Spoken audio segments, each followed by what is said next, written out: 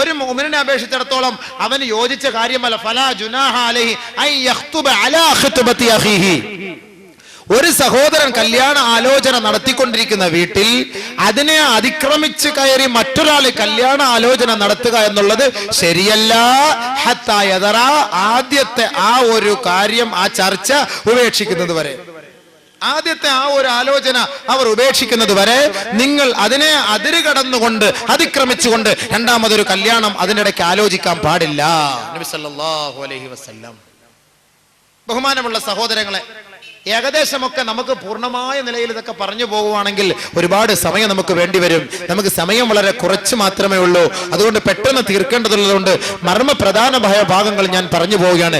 വിവാഹത്തിന് മുമ്പ് നമ്മൾ അനുഷ്ഠിക്കേണ്ട, അനുവർത്തിക്കേണ്ട, മനസ്സിലാക്കേണ്ട മാനദണ്ഡങ്ങൾ ഇതൊക്കെയാണ്. അങ്ങനെ നമ്മൾ ആലോചിച്ചു, ഒരു പെണ്ണിനെ കെട്ടാൻ തീരുമാനമെടുത്തു. പെണ്ണിന്റെ ഉത്തരവാദിത്തം പെണ്ണിന്റെ വാപ്പയുടെ അനുവാദം വാങ്ങണം, വാപ്പയുടെ ഉത്തരവാദിത്തം പെണ്ണിന്റെ അനുവാദം വാങ്ങണം. നിന്റെ ഇഷ്ടത്തിനനുസരിച്ച് അങ്ങോട്ട് പോയി കെട്ടാൻ പറ്റൂല. അപ്പൊ രജിസ്റ്റർ വിവാഹമൊക്കെ ഇടങ്ങേറായി, രജിസ്റ്റർ വിവാഹമൊക്കെ ഇടങ്ങേറായി. അയ്യുമാ ഇംറാത്തിൻ നകഹത് ബിഗൈരി നകഹത് നഫ്സഹാ ബിഗൈരി ഇദ്നി വലിഹാ ഫനികാഹുഹാ ബാതിലുൻ ഫനികാഹുഹാ ബാതിലുൻ ഫനികാഹുഹാ ബാതിലുൻ കമാ ഖാല റസൂലുള്ളാഹി സ്വല്ലല്ലാഹു അലൈഹി വസല്ലം. ഏതെങ്കിലും ഒരു പെണ്ണ് സ്വമേധയാ യഥേഷ്ടം തന്റെ ബാപ്പാടെ രക്ഷിതാക്കളുടെ അനുവാദമില്ലാതെ കല്യാണം കഴിച്ചാൽ അവളുടെ നിക്കാഹ് അസാധുവാണ്, അവളുടെ നിക്കാഹ് അസാധുവാണ്, അവളുടെ നിക്കാഹ് അസാധുവാണ്, ശരിയാവൂല.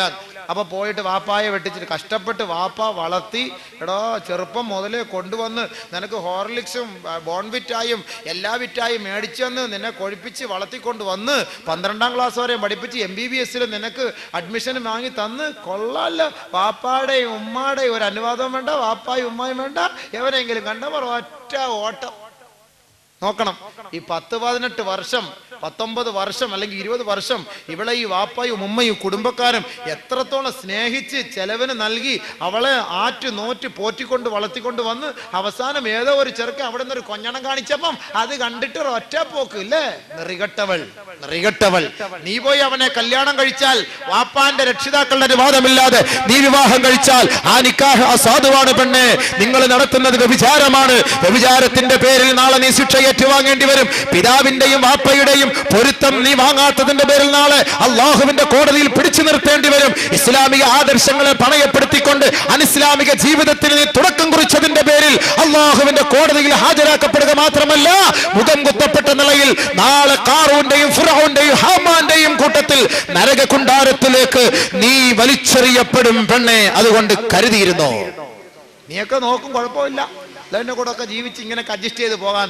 എവിടെങ്കിലും കൊണ്ടുവച്ച് നിന്റെ റൂഹ് പോവും. റൂഹ് പോയിട്ട് നിന്നെ കൊണ്ടുവന്ന് കുഴിയിലേക്ക് ഇറക്കി വെച്ച് നിന്റെ വായിലേക്ക് എല്ലാരും മണ്ണ് വാരിയിട്ടിട്ട് മടങ്ങിപ്പോയാൽ 2 മലക്കുകൾ വന്നിട്ട് അജ്ലസാക്കി നിന്നെ അവിടെ ഇരുത്തും, വൈഖലാക്കി ഉണർത്തും, വസഅലാക്കി നിന്നോട് ചോദിക്കും. ഓരോ ചോദ്യവും ചോദിക്കും, ആരാണടി പെണ്ണെ നിന്റെ റബ്ബ്? നീ ഇന്ന് വരെ അനുഷ്ഠിച്ച ജീവിത ശൈലി എന്തായിരുന്നു?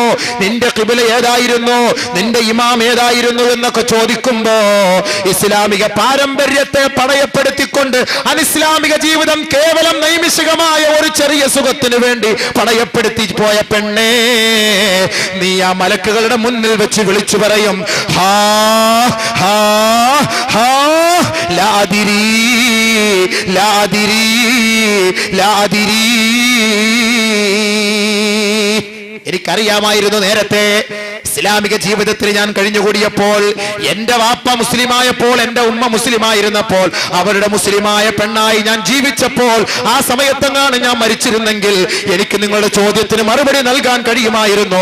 പക്ഷേ ഞാൻ ഒരു ചെറിയ സുഖത്തിന് വേണ്ടി, ക്ഷണികമായ സുഖത്തിന് വേണ്ടി, ഒരു ചെറുക്കന്റെ കൊഞ്ചല് കണ്ടുകൊണ്ട്, ഒരു ചെറുക്കന്റെ ചിരി കണ്ടുകൊണ്ട്, അവന്റെ ദുനിയാവിലെ കേവലം വിലയില്ലാത്ത ഒരു ആഹ്വാനം സ്വീകരിച്ചുകൊണ്ട്, അവന്റെ ക്ഷണം സ്വീകരിച്ചുകൊണ്ട് അവന്റെ വലയിൽ കുടുങ്ങിക്കൊണ്ട് ഇസ്ലാമിക ജീവിതത്തെ പണയപ്പെടുത്തിക്കൊണ്ട് അനിസ്ലാമിക ജീവിതം ഞാൻ നയിച്ചുപോയി, എനിക്കിപ്പോഴും മറതിയായി പോയി, എന്റെ കിബില ഏതാന്ന് എനിക്കറിയില്ല, എന്റെ റബ്ബാരാണെന്ന് എനിക്കറിയില്ല, എന്റെ ഇമാം ആരാണെന്നറിയില്ല, ആരാണ് അല്ലാഹ്ന്നറിയില്ല. യാ വൈലത്താ യാ ഹസ്രത്താ, എനിക്ക് വന്ന നാശമേ, എന്നെ കൈക്ക് പിടിച്ച് സ്കൂളിൽ നിന്ന് കൊണ്ടുപോയി എനിക്കൊരു കള്ള ജീവിതം, മോശമായ ജീവിതം തന്ന എന്റെ കാമുകൻ എവിടെ? എന്റെ ബാപ്പയും എന്റെ ഉമ്മയും ഞാൻ ഇറങ്ങിപ്പോയപ്പോൾ എന്റെ പെണ്ണെ, നീ ഞങ്ങളുടെ മക്കളല്ല, നീ എന്റെ മോളല്ല, ഇനി ഈ വീട്ടിലേക്ക് കയറി വരരുത് എന്ന് പറഞ്ഞ എന്റെ ബാപ്പയും ഉമ്മ പോലും എന്നെ മറന്നുപോയി, അവര് പോലും എനിക്ക് ദുആ ചെയ്യുന്നില്ല എന്ന് ഖേദിച്ചു കൊണ്ടിരിക്കുമ്പോൾ പാമ്പുകളെയും തേളുകളെയും ആ കബറിലേക്ക് അള്ളാഹു വിന്യസിക്കുകയും കബറങ്ങനെ ഞെരിക്കുകയാണ്, കബറങ്ങനെ ഞെരിക്കുകയാണ്. അവളുടെ വാരിയല്ലുകൾ കോർക്കത്തക്ക നിലയിൽ ഞെരിക്കുകയാണ്. അവൾ നിലവിളിക്കുന്നു, പക്ഷേ ആ വിളി കേൾക്കാൻ ആരുമില്ല. പെണ്ണിനെ സ്വന്തം വീട്ടിൽ നിന്ന് ഇറക്കിക്കൊണ്ടുപോകാൻ കാറുമായി നൂറുകണക്കിന് കൂട്ടുകാർ വന്നപ്പോൾ മയ്യത്തായി കട്ടിലിൽ കിടക്കുമ്പോൾ, കബറിൽ കിടക്കുമ്പോൾ പെണ്ണെ, രണ്ടുപേരുടെ മുന്നിൽ നിനക്ക് പിടിച്ചു നിൽക്കാൻ കഴിയാതെ വന്നെങ്കിൽ അതാണ് അള്ളാഹുവിന്റെ റസൂല് പറഞ്ഞത്, നിന്നെ വളർത്തി വലുതാക്കി കൊണ്ടുവന്ന നിന്റെ ബാപ്പയുടെ അനുവാദമില്ലാതെ എങ്ങാളും രജിസ്റ്റർ ഓഫീസിൽ പോയി ആരാന്റെ പിറകെ ഇറങ്ങിപ്പോയി ആദർശം പണയം വെച്ച് നീ കല്യാണം നടത്തി ജീവിതം നയിച്ചാൽ ഫനിക്കാഹുഹാ ബാത്തിലുൻ, ഫനിക്കാഹുഹാ ബാത്തിലുൻ, ഫനിക്കാഹുഹാ ബാത്തിലുൻ. ഒരു പ്രാവശ്യമല്ല അള്ളാഹു പറഞ്ഞത്, അള്ളാന്റെ റസൂല് പറഞ്ഞത്, 2 പ്രാവശ്യമല്ല അള്ളാന്റെ റസൂല് പറഞ്ഞത്, 3 പ്രാവശ്യം ആവർത്തിച്ചു പറഞ്ഞു, അവളുടെ നിക്കാഹ് അസാധുവാണ്, അവളുടെ നിക്കാഹ് അസാധുവാണ്, അവളുടെ നിക്കാഹ് അസാധുവാണ്. അതുകൊണ്ട് അല്ലാഹ് പറഞ്ഞ എന്താ?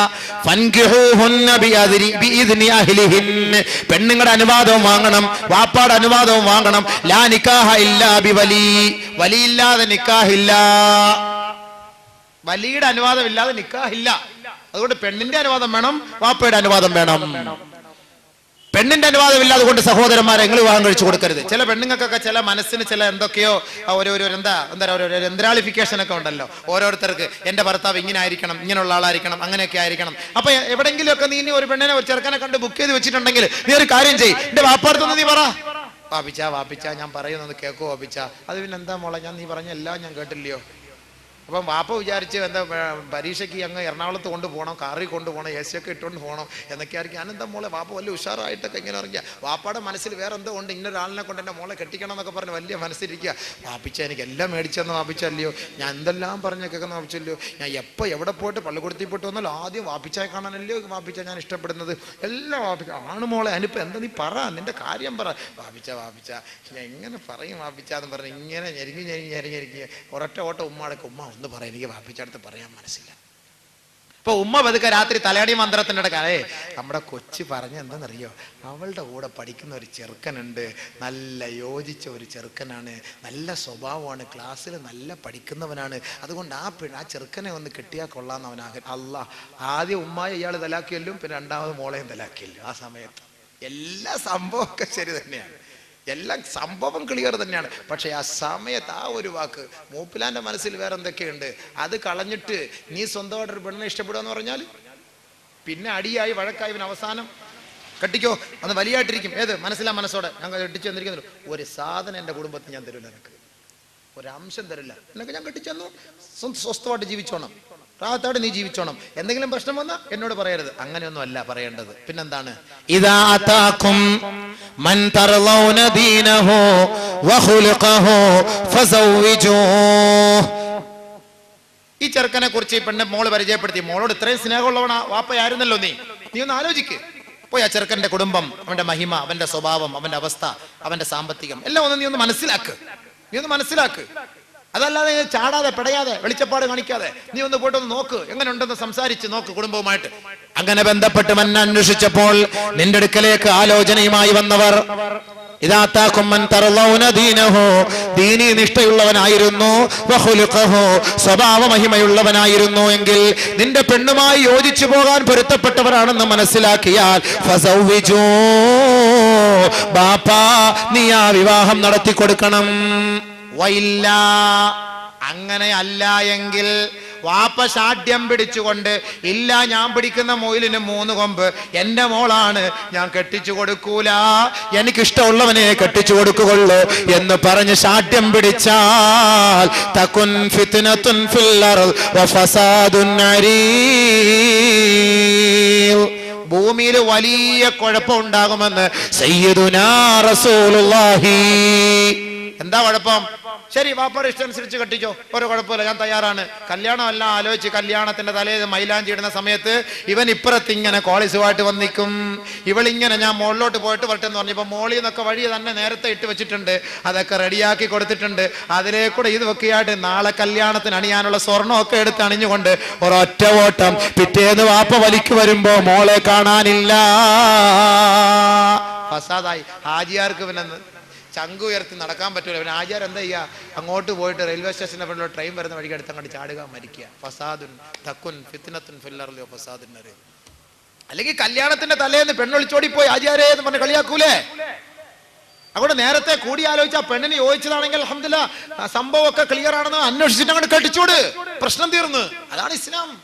ഇസ്ലാം അതാണ് സ്വഭാവ മഹിമയുള്ളവൻ. അതുകൊണ്ട് കല്യാണം കഴിക്കുമ്പോൾ തിരഞ്ഞെടുക്കേണ്ടത് എന്താ? സമ്പത്താണോ? കുടുംബ മഹിമയാണോ? സൗന്ദര്യമാണോ? ദീനാണോ? എന്താ? അതും പ്രവാചകൻ തന്നെ പറയട്ടെ.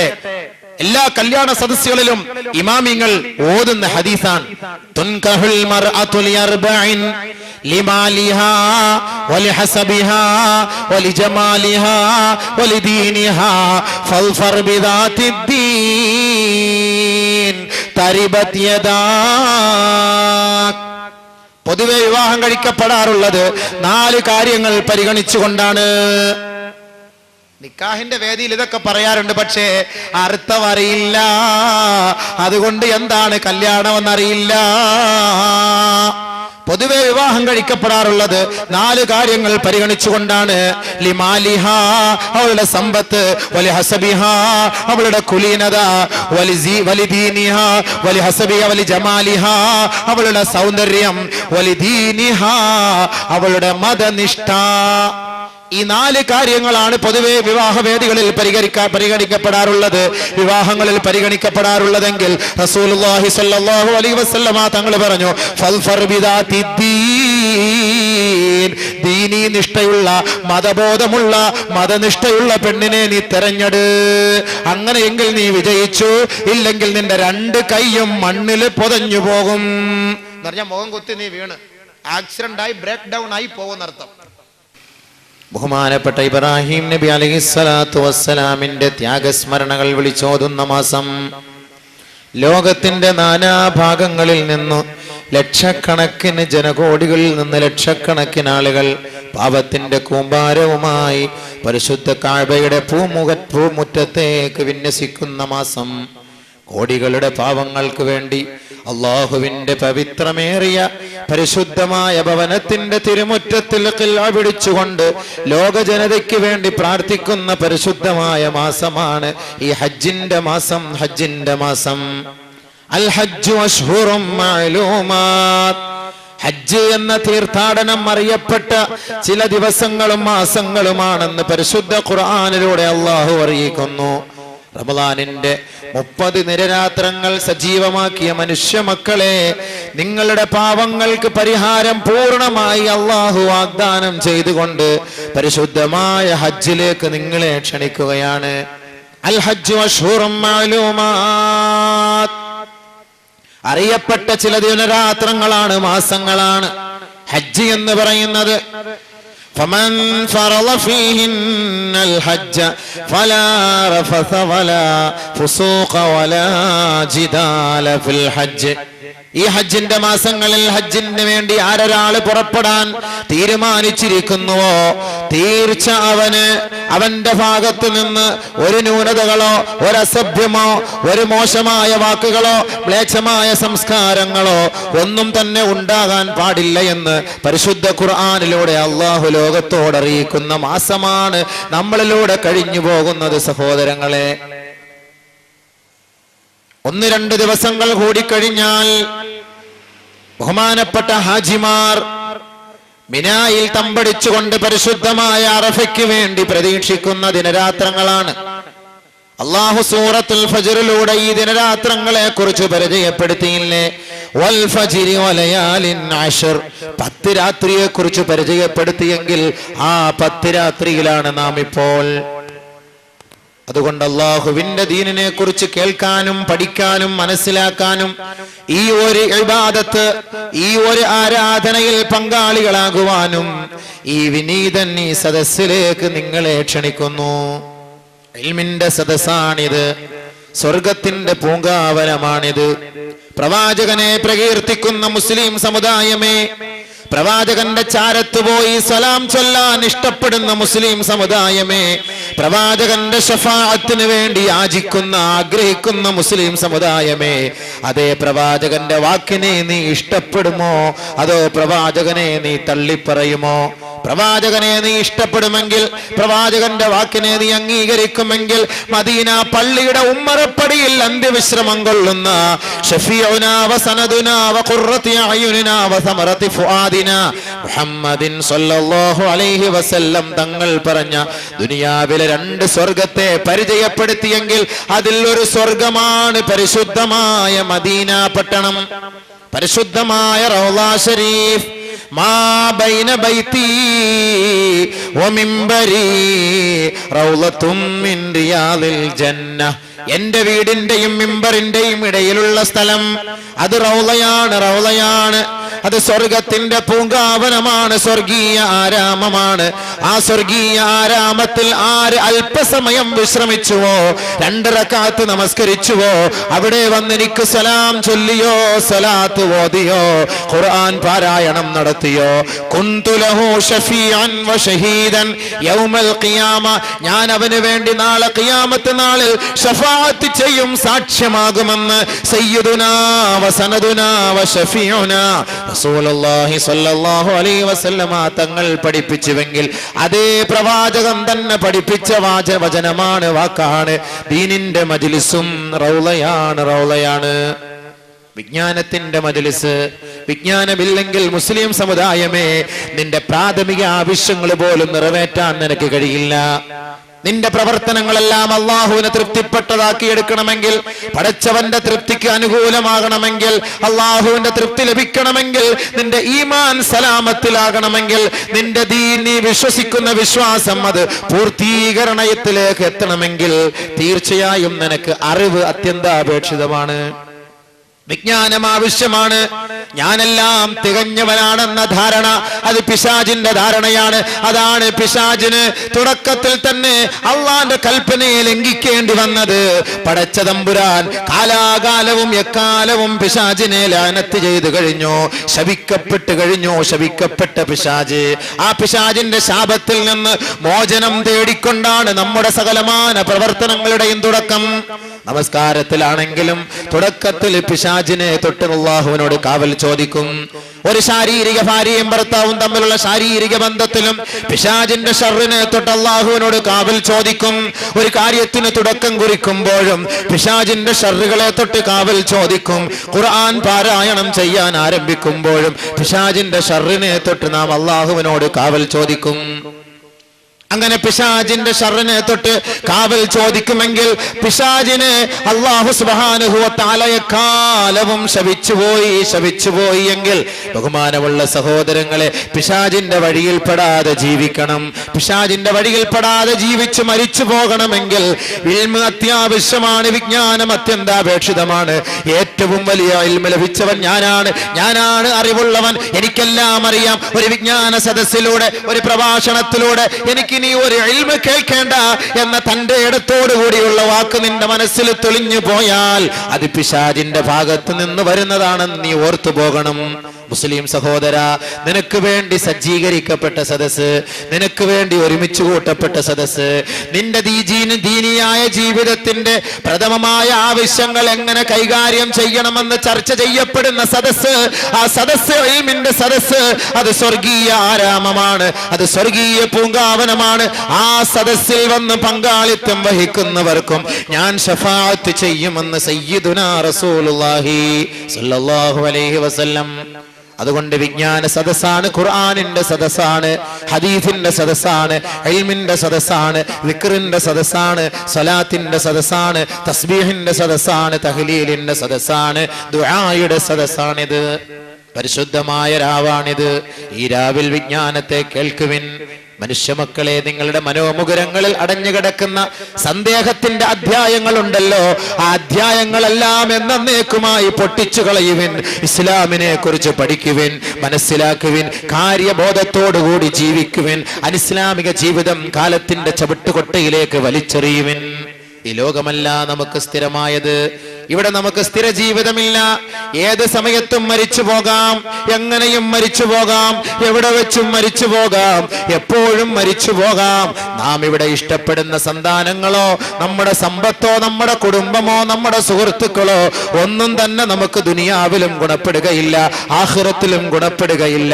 പിന്നെയോ നമ്മോടൊപ്പം അനുഗമിക്കുന്നത്, നമ്മോടൊപ്പം വരുന്നത്, നമ്മെ ഖബറിൽ സഹായിക്കുന്നത്, നമ്മെ മഹ്ശറിൽ സഹായിക്കുന്നത് നമ്മൾ ചെയ്യുന്ന സുഹൃതങ്ങൾ മാത്രമാണ്, നന്മകൾ മാത്രമാണ്, നന്മകൾ മാത്രമാണ്. അതുകൊണ്ട് സാബിഖൂ ഇലൽ ഖൈറാത്ത്, നന്മകളിലേക്ക് മുന്നേറുവിൻ, നന്മകളിലേക്ക് മുന്നേറുവിൻ.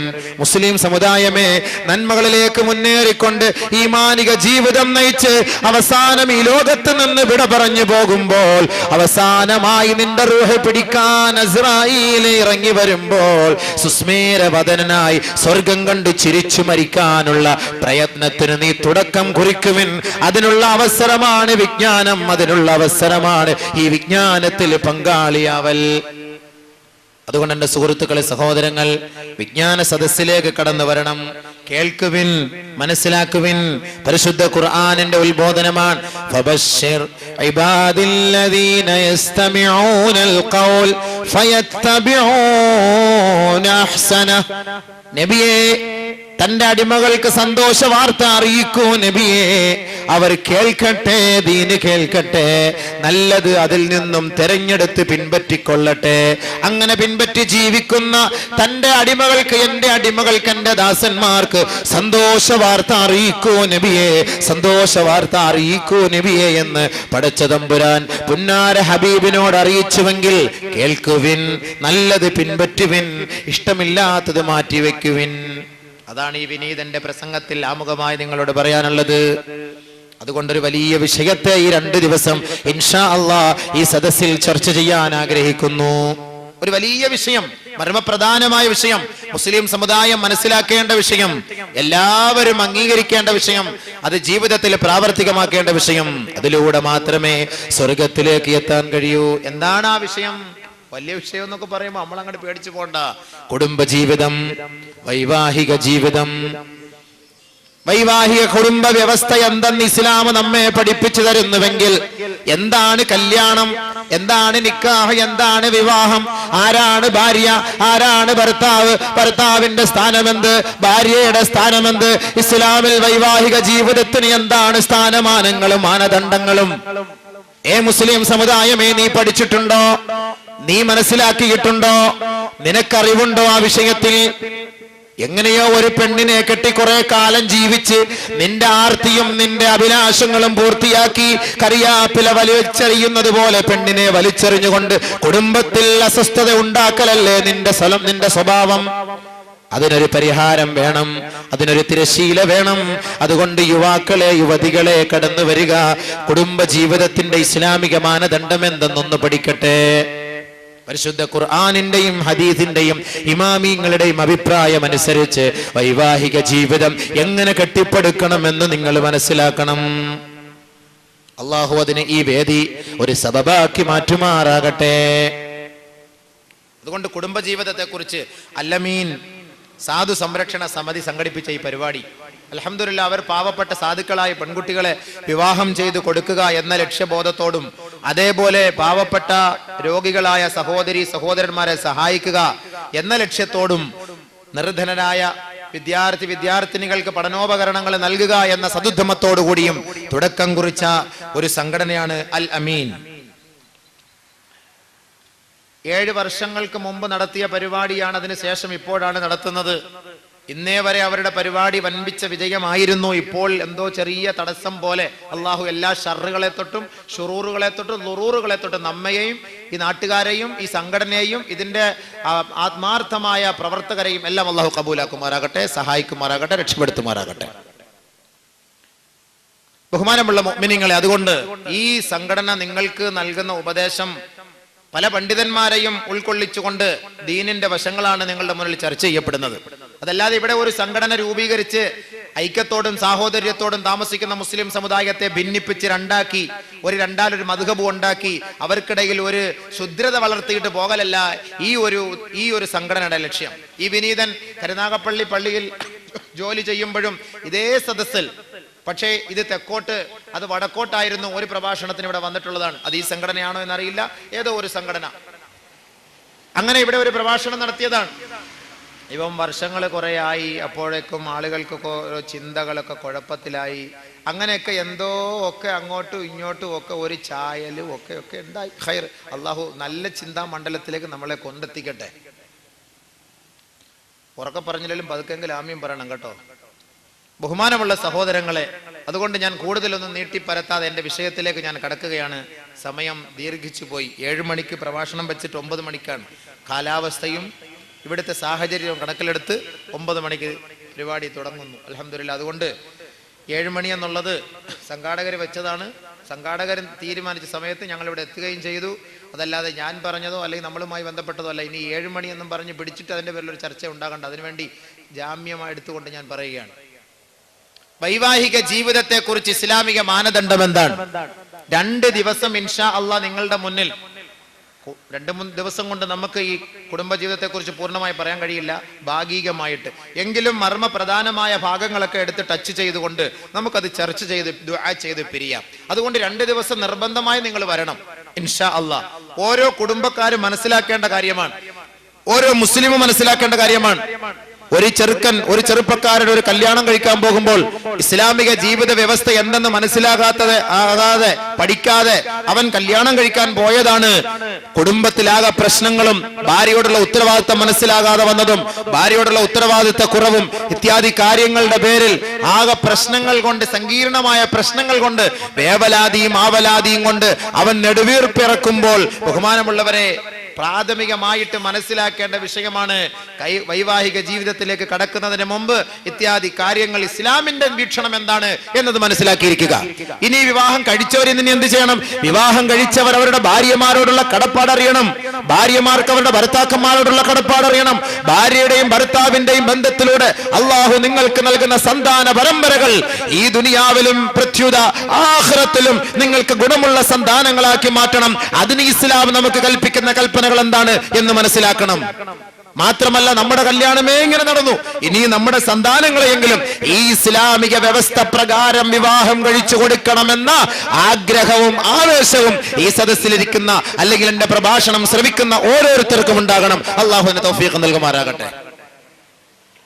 കല്യാണം എന്നൊക്കെ പറഞ്ഞാൽ കുറച്ച് പൈസയൊക്കെ കൊണ്ട് കൊടുത്ത് കുറെ ചാപ്പാട് പഠിച്ച് അവിടെ പെണ്ണിന്റെ മോന്ത നോക്കിയിട്ട് കൊള്ളാം, ചിലപ്പോ നോക്കും കൊള്ളൂല, അവന് യോജിച്ചതാണ്, അത് പറ്റാത്തതാണ്, അവന് വണ്ണം കൂടുതൽ, അവക്കിത്തിരി വണ്ണം കുറവ്, ഇവക്കിത്തിരി വണ്ണം കൂടുതൽ, അവൻ സ്ലിം, ഇങ്ങനെയൊക്കെ അഭിപ്രായം പറഞ്ഞു പോകുന്നതല്ലാതെ എന്താണ് വിവാഹം, എന്താണ് കല്യാണം, ആർക്കാണ് ഇത് യോജിച്ച കുഫു എന്ന് പറഞ്ഞാൽ എന്തൊക്കെയാണ് ഇത്യാദി കാര്യങ്ങളൊന്നും നമ്മുടെ ഉമ്മത്തിന് അറിയില്ല. നമ്മുടെ ഉമ്മത്ത് ആവശ്യമില്ലാത്ത ചർച്ചകൾ ഇങ്ങനെ ചെയ്ത് കാലങ്ങളും ദിനങ്ങളും സ്റ്റേജുകളും മൈക്കുകളും ഉപയോഗിച്ചുകൊണ്ടിരിക്കുകയാണ്.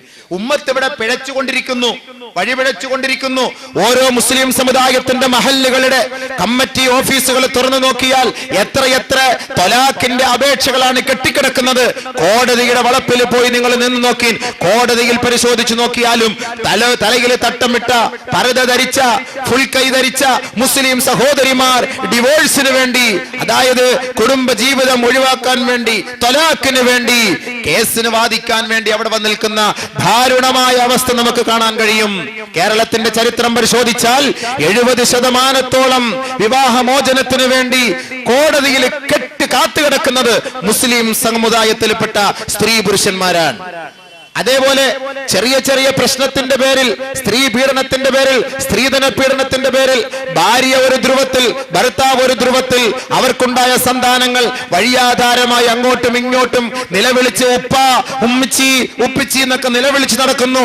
ഉപ്പയെയും ഉമ്മയെയും ഒരേ കുടക്കീഴിൽ കാണാൻ പറ്റാത്ത ഒരു ദുരവസ്ഥയും ഇന്ന് നമ്മുടെ നാട്ടിൽ നടക്കുന്നുണ്ട് എങ്കിൽ ഇതിന്റെയൊക്കെ പിന്നിൽ പ്രവർത്തിച്ച ശക്തി എന്ത് എന്ന് മുസ്ലിം സമുദായം മനസ്സിലാക്കണം. കല്യാണം കല്യാണം എന്നൊക്കെ പറഞ്ഞിട്ട് കുറെ ബിരിയാണി അടിച്ചിട്ട് ചെറുക്കന്റെയും പെണ്ണിന്റെയും കൈക്ക് പിടിച്ച് ആശംസിച്ച് ഇറങ്ങി വരല്ലതല്ല കല്യാണം. കല്യാണത്തിന് മുമ്പേ, പെണ്ണ് കാണുന്നതിന് മുമ്പേ, ആലോചിക്കുന്നതിന് മുമ്പേ, ഒരു പെണ്ണിനെ കെട്ടാനും തീരുമാനമെടുക്കുന്നതിന് മുമ്പേ നീ മുതിർന്ന വ്യക്തികളുമായി, ഇതുമായി ബന്ധപ്പെട്ട പരിചയ സമ്പന്നരുമായി, ആലിമീങ്ങളുമായി, മുത്തഖീങ്ങളുമായി, സ്വാലിഹീങ്ങളുമായി നിനക്കൊരു മുഷാവറ, ഒരു ആലോചന നിനക്ക് അത്യന്താപേക്ഷിതമാണ്. അതല്ലാതെ ചുമ്മാ കുറെ വീട്, കുറെ സമ്പത്ത്, കുറെ സ്വർണം, ഒരു വണ്ടി, പെണ്ണിന്റെ മോന്ത, ഇതെല്ലാം കൂടെ കാണുമ്പോഴത്തേക്ക് ഇവൻ അങ്ങോട്ട് മയങ്ങി അങ്ങോട്ട് കെട്ടിച്ചു കൊടുക്കലല്ല വേണ്ടത്. ഇസ്ലാം പെണ്ണ് കാണുന്ന ചടങ്ങ് മുതൽ പ്രസവിച്ച് കുഞ്ഞിനെ എത്ര വർഷം വരെ പോറ്റണമെന്നും ആ കുട്ടിയോടുള്ള ഉത്തരവാദിത്വം എന്തെന്ന് വരെ ഇസ്ലാം നമുക്ക് പഠിപ്പിച്ച് മനസ്സിലാക്കി തരുന്നു. അത് പഠിക്കേണ്ട ബാധ്യത ഓരോ മുസ്ലിം സമുദായത്തിന്റെയും ഉത്തരവാദിത്തമാണ്. ഫർള് ഐനായ കാര്യമാണ്, പഠിക്കണം. അതുകൊണ്ട് ബഹുമാനമുള്ള സഹോദരങ്ങളെ, വൈവാഹിക ജീവിതത്തെ സംബന്ധിച്ച് തുടക്കം മുതൽ നമുക്ക് ചർച്ച ചെയ്യാം. നബി സല്ലല്ലാഹു അലൈഹി വസല്ലം തങ്ങൾ പറയുന്നു, വിവാഹം കഴിക്കാൻ കപ്പാസിറ്റിയും പ്രാപ്തിയും ആരോഗ്യവും കഴിവുമുള്ളവൻ അവൻ വിവാഹം കഴിക്കുക തന്നെ വേണം. അതാണ് ആദ്യമായിട്ട് ഇസ്ലാം പഠിപ്പിക്കുന്നത്. കല്യാണം കഴിക്കാതെ ഇങ്ങനെ മുതുമുത്തച്ഛൻ ആവുന്നത് വരെ ഇങ്ങനെ അങ്ങോട്ട് നടക്കും, കല്യാണം കഴിക്കൂല. എന്തേ കല്യാണം കഴിക്കാത്തതെന്ന് ചോദിച്ചാൽ സമയമില്ല, ജോലി കിട്ടട്ടെ. 35 വയസ്സാകാനുള്ള ചോദിക്കുന്നത്, വിവാഹം കഴിക്കാത്ത എന്ത്? സമയമായിട്ടില്ല. എപ്പോഴാ ഇനി സമയാവുക? അവന്റെ നട്ടലിൽ തുരുമ്പ് കയറുമ്പോഴായിരിക്കും ഇനി സമയാവുക. ഇനി എപ്പോഴാ സമയാവുന്നത്?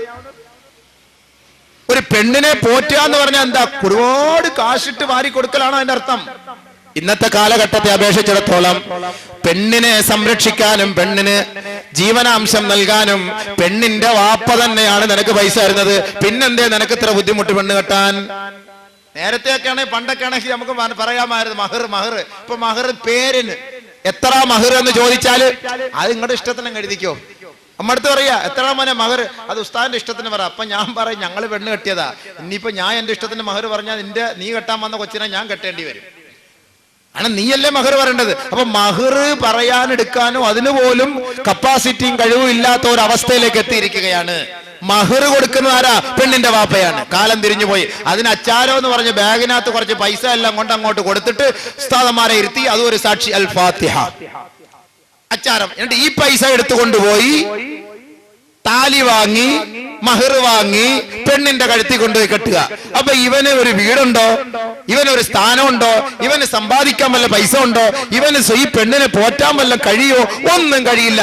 ഇവനാണ് ഈ പെണ്ണിന്റെ തന്ത കല്യാണം കഴിച്ചു കൊടുക്കുന്നത്. കല്യാണ ചെലവ്, അതിന്റെ പേര് കല്യാണ ചെലവ്. അങ്ങോട്ട് ഒരു ബാഗില്, അതിനകത്ത് ഉസ്താദന്മാരെ സാക്ഷി. കാരണം ഇടി കിട്ടണ്ടായ നാളെ. കഴിവില്ലാത്തവൻ പെണ്ണ് കെട്ടണ്ട, കഴിവില്ലാത്തവൻ പെണ്ണ് കെട്ടണ്ട. അല്ലെങ്കിൽ നിനക്ക് അല്ലാഹുവിൽ വിശ്വാസമുണ്ടോ? ഒരു പെണ്ണിനെ കെട്ടുന്നതിന് പരിശുദ്ധ ഇസ്ലാം പഠിപ്പിക്കുന്ന മാനദണ്ഡം എന്നത് മനസ്സിലാക്ക്. നീ വാരിക്കോരിയൊന്നും കൊടുക്കുകയൊന്നും വേണ്ട ഒരു പെണ്ണിനെ കെട്ടാൻ. ബഹുമാനപ്പെട്ട പ്രവാചകൻ ആയത്ത് പഠിപ്പിച്ചു കൊടുക്കാൻ കഴിയുമെങ്കിൽ, ഒരു വിവാഹം കഴിച്ചു കൊടുക്കാൻ അള്ളാന്റെ റസൂല് തയ്യാറായെങ്കിൽ, സമുദായമേ ഇന്ന് നമ്മൾ എത്ര പൈസയാണ് വെറുതെ നഷ്ടപ്പെടുത്തി കളയുന്നത്. ഒരു സഹോദരന്റെയോ ഒരു സഹോദരിയുടെയോ ഒരു ദിവസത്തെ ചരിത്രം എടുത്ത് പരിശോധിച്ചാൽ, ഒരു ദിവസത്തെ അവരുടെ വ്യയത്തെ കുറിച്ചൊന്ന് മനസ്സിലാക്കിയാൽ, ദുർവ്യയത്തെ കുറിച്ചൊന്ന് പഠിച്ചാൽ എത്ര രൂപയാണ് ഒരു ദിവസം അവർ ദുർവ്യയം ചെയ്യുന്നത്. ഇങ്ങനെ കണക്ക് കൂട്ടുവിൻ സഹോദര. 10ാം ക്ലാസ്സിൽ പഠിക്കുന്ന ചെറുപ്പക്കാരന്റെ പോക്കറ്റിൽ 2 മൊബൈലോ അതല്ലെങ്കിൽ ഡുവൽ സിം ഉള്ള മൊബൈലും ഉണ്ടെങ്കിൽ, 2 മൊബൈലും ഉണ്ടെങ്കിൽ മാസങ്ങളോളം 100 കണക്കിന് രൂപ അവൻ മൊബൈൽ റീചാർജിന് വേണ്ടി വേണം. അങ്ങനെ 10ാം ക്ലാസ് മുതൽ അവന് വീണ്ടും 10 വർഷം കൂടെ പഠിച്ച് അവൻ 10-28 വയസ്സാകുന്നത് വരെ അവന്റെ അനാവശ്യമായ ചെലവ് ദൂർത്ത് പരിശോധിച്ചു നോക്കിയാൽ 10,000 കണക്കിന് ലക്ഷക്കണക്കിന് രൂപയാണ്. അത് ഓരോരുത്തരുടെയും കപ്പാസിറ്റി അനുസരിച്ച് ചെറ്റക്കുടലിൽ കിടക്കുന്ന സഹോദരന്റെയോ സഹോദരിയുടെ വീട്ടിൽ പോയാൽ ആണിനും അവിടുത്തെ ആളിനും എണ്ണത്തിനനുസരിച്ചല്ലേ മൊബൈല്. തലയിലൊരു മൊബൈല്, അടുക്കളയിലൊരു മൊബൈല്, ബെഡ്റൂമിലൊരു മൊബൈല്, സിറ്റ് ഔട്ടിലൊരു മൊബൈല്, നടക്കുമ്പോ മൊബൈല്, ബാത്റൂമിൽ മൊബൈല്. വീടോ ചോരുന്ന വീട്, ചെറ്റക്കുടല്. ഇവർക്ക് പൈസ ഇല്ല എന്ന് പറയാൻ കഴിയുമോ? ഏത് പെട്ടിക്കടയിൽ പോയാലും ഏത് മൊബൈൽ കമ്പനിക്കാരന്റെയും റീചാർജ് കൂപ്പൺ സുലഭമായി ലഭിക്കുന്നു. പണ്ട് എവിടെയോ പോകണമെന്ന് റീചാർജ് ചെയ്യണമെങ്കിൽ കോൾ ഇങ്ങോട്ട് വന്നാലും കാശ്, അങ്ങോട്ട് വന്നാലും കാശ്. ഇപ്പോ മിനിറ്റിന് സെക്കൻഡിന് ഒരു പൈസ ആയ ഈ കാലഘട്ടത്തിൽ കണക്ക് കൂട്ടി നോക്കി വെറുതെ ഒരു പെണ്ണിനെ വിളിച്ച് സ്വറ പറയുന്നതിനും സംസാരിക്കുന്നതിനും വെറുതെ രസാനുഭൂതിയിൽ പങ്കെടുക്കുന്നതിനും 10ാം ക്ലാസിന്റെ പടിവാതിൽക്കൽ കാലി ചവിട്ടിയ ചെറുപ്പക്കാരൻ മുതൽ സഹോദരിമാരടക്കം ുള്ളവർ കണക്ക് കൂട്ടി നോക്കട്ടെ എത്ര പൈസയാണ് ദുർവ്യയം ചെയ്ത് കളയുന്നത്. എന്നിട്ട് കല്യാണം കഴിക്കുന്ന കാര്യം പറയുമ്പോൾ സമയമായിട്ടില്ല, പൈസ ഇല്ല, സമയമായിട്ടില്ല, പൈസ ഇല്ല. ഏറ്റവും വലിയ തെറ്റ്. നാളെ അള്ളാന്റെ മുന്നിൽ സമാധാനം പറയണം ഈ പൈസക്കൊക്കെ. അനാവശ്യമായി നിങ്ങൾ ചെലവ് ചെയ്യുന്ന ഈ പൈസയുണ്ടല്ലോ, ഒരു പെണ്ണിന്റെ സംസാരം കേൾക്കാൻ, അവളുടെ കൊഞ്ചല് കേൾക്കാൻ നീ ചെലവ് ചെയ്യുന്ന ഈ പൈസയുണ്ടല്ലോ, ഈ പൈസക്കെല്ലാം നീ അള്ളാഹുവിന്റെ മുന്നിൽ സമാധാനം പറയേണ്ടി വരും. പറയാതെ കണ്ട് ആദമിന്റെ മോനെ നിന്റെ ഒരു കാല് പോലും ചലിപ്പിക്കാൻ കഴിയില്ല. ദുനിയാവില് വാപ്പ കാണാതെ ഫോൺ വിളിക്കും, ഉമ്മ കാണാതെ ഫോൺ വിളിക്കും, പെണ്ണുങ്ങളും ഉമ്മയും വാപ്പായും കാണാതെ ഫോൺ വിളിക്കും. സൈലന്റിലിട്ട് ബെഡ്റൂമിൽ ലൈറ്റ് അണച്ചിട്ട് രഹസ്യമായി ഇയർഫോൺ വെച്ച് സംസാരിക്കും. പക്ഷേ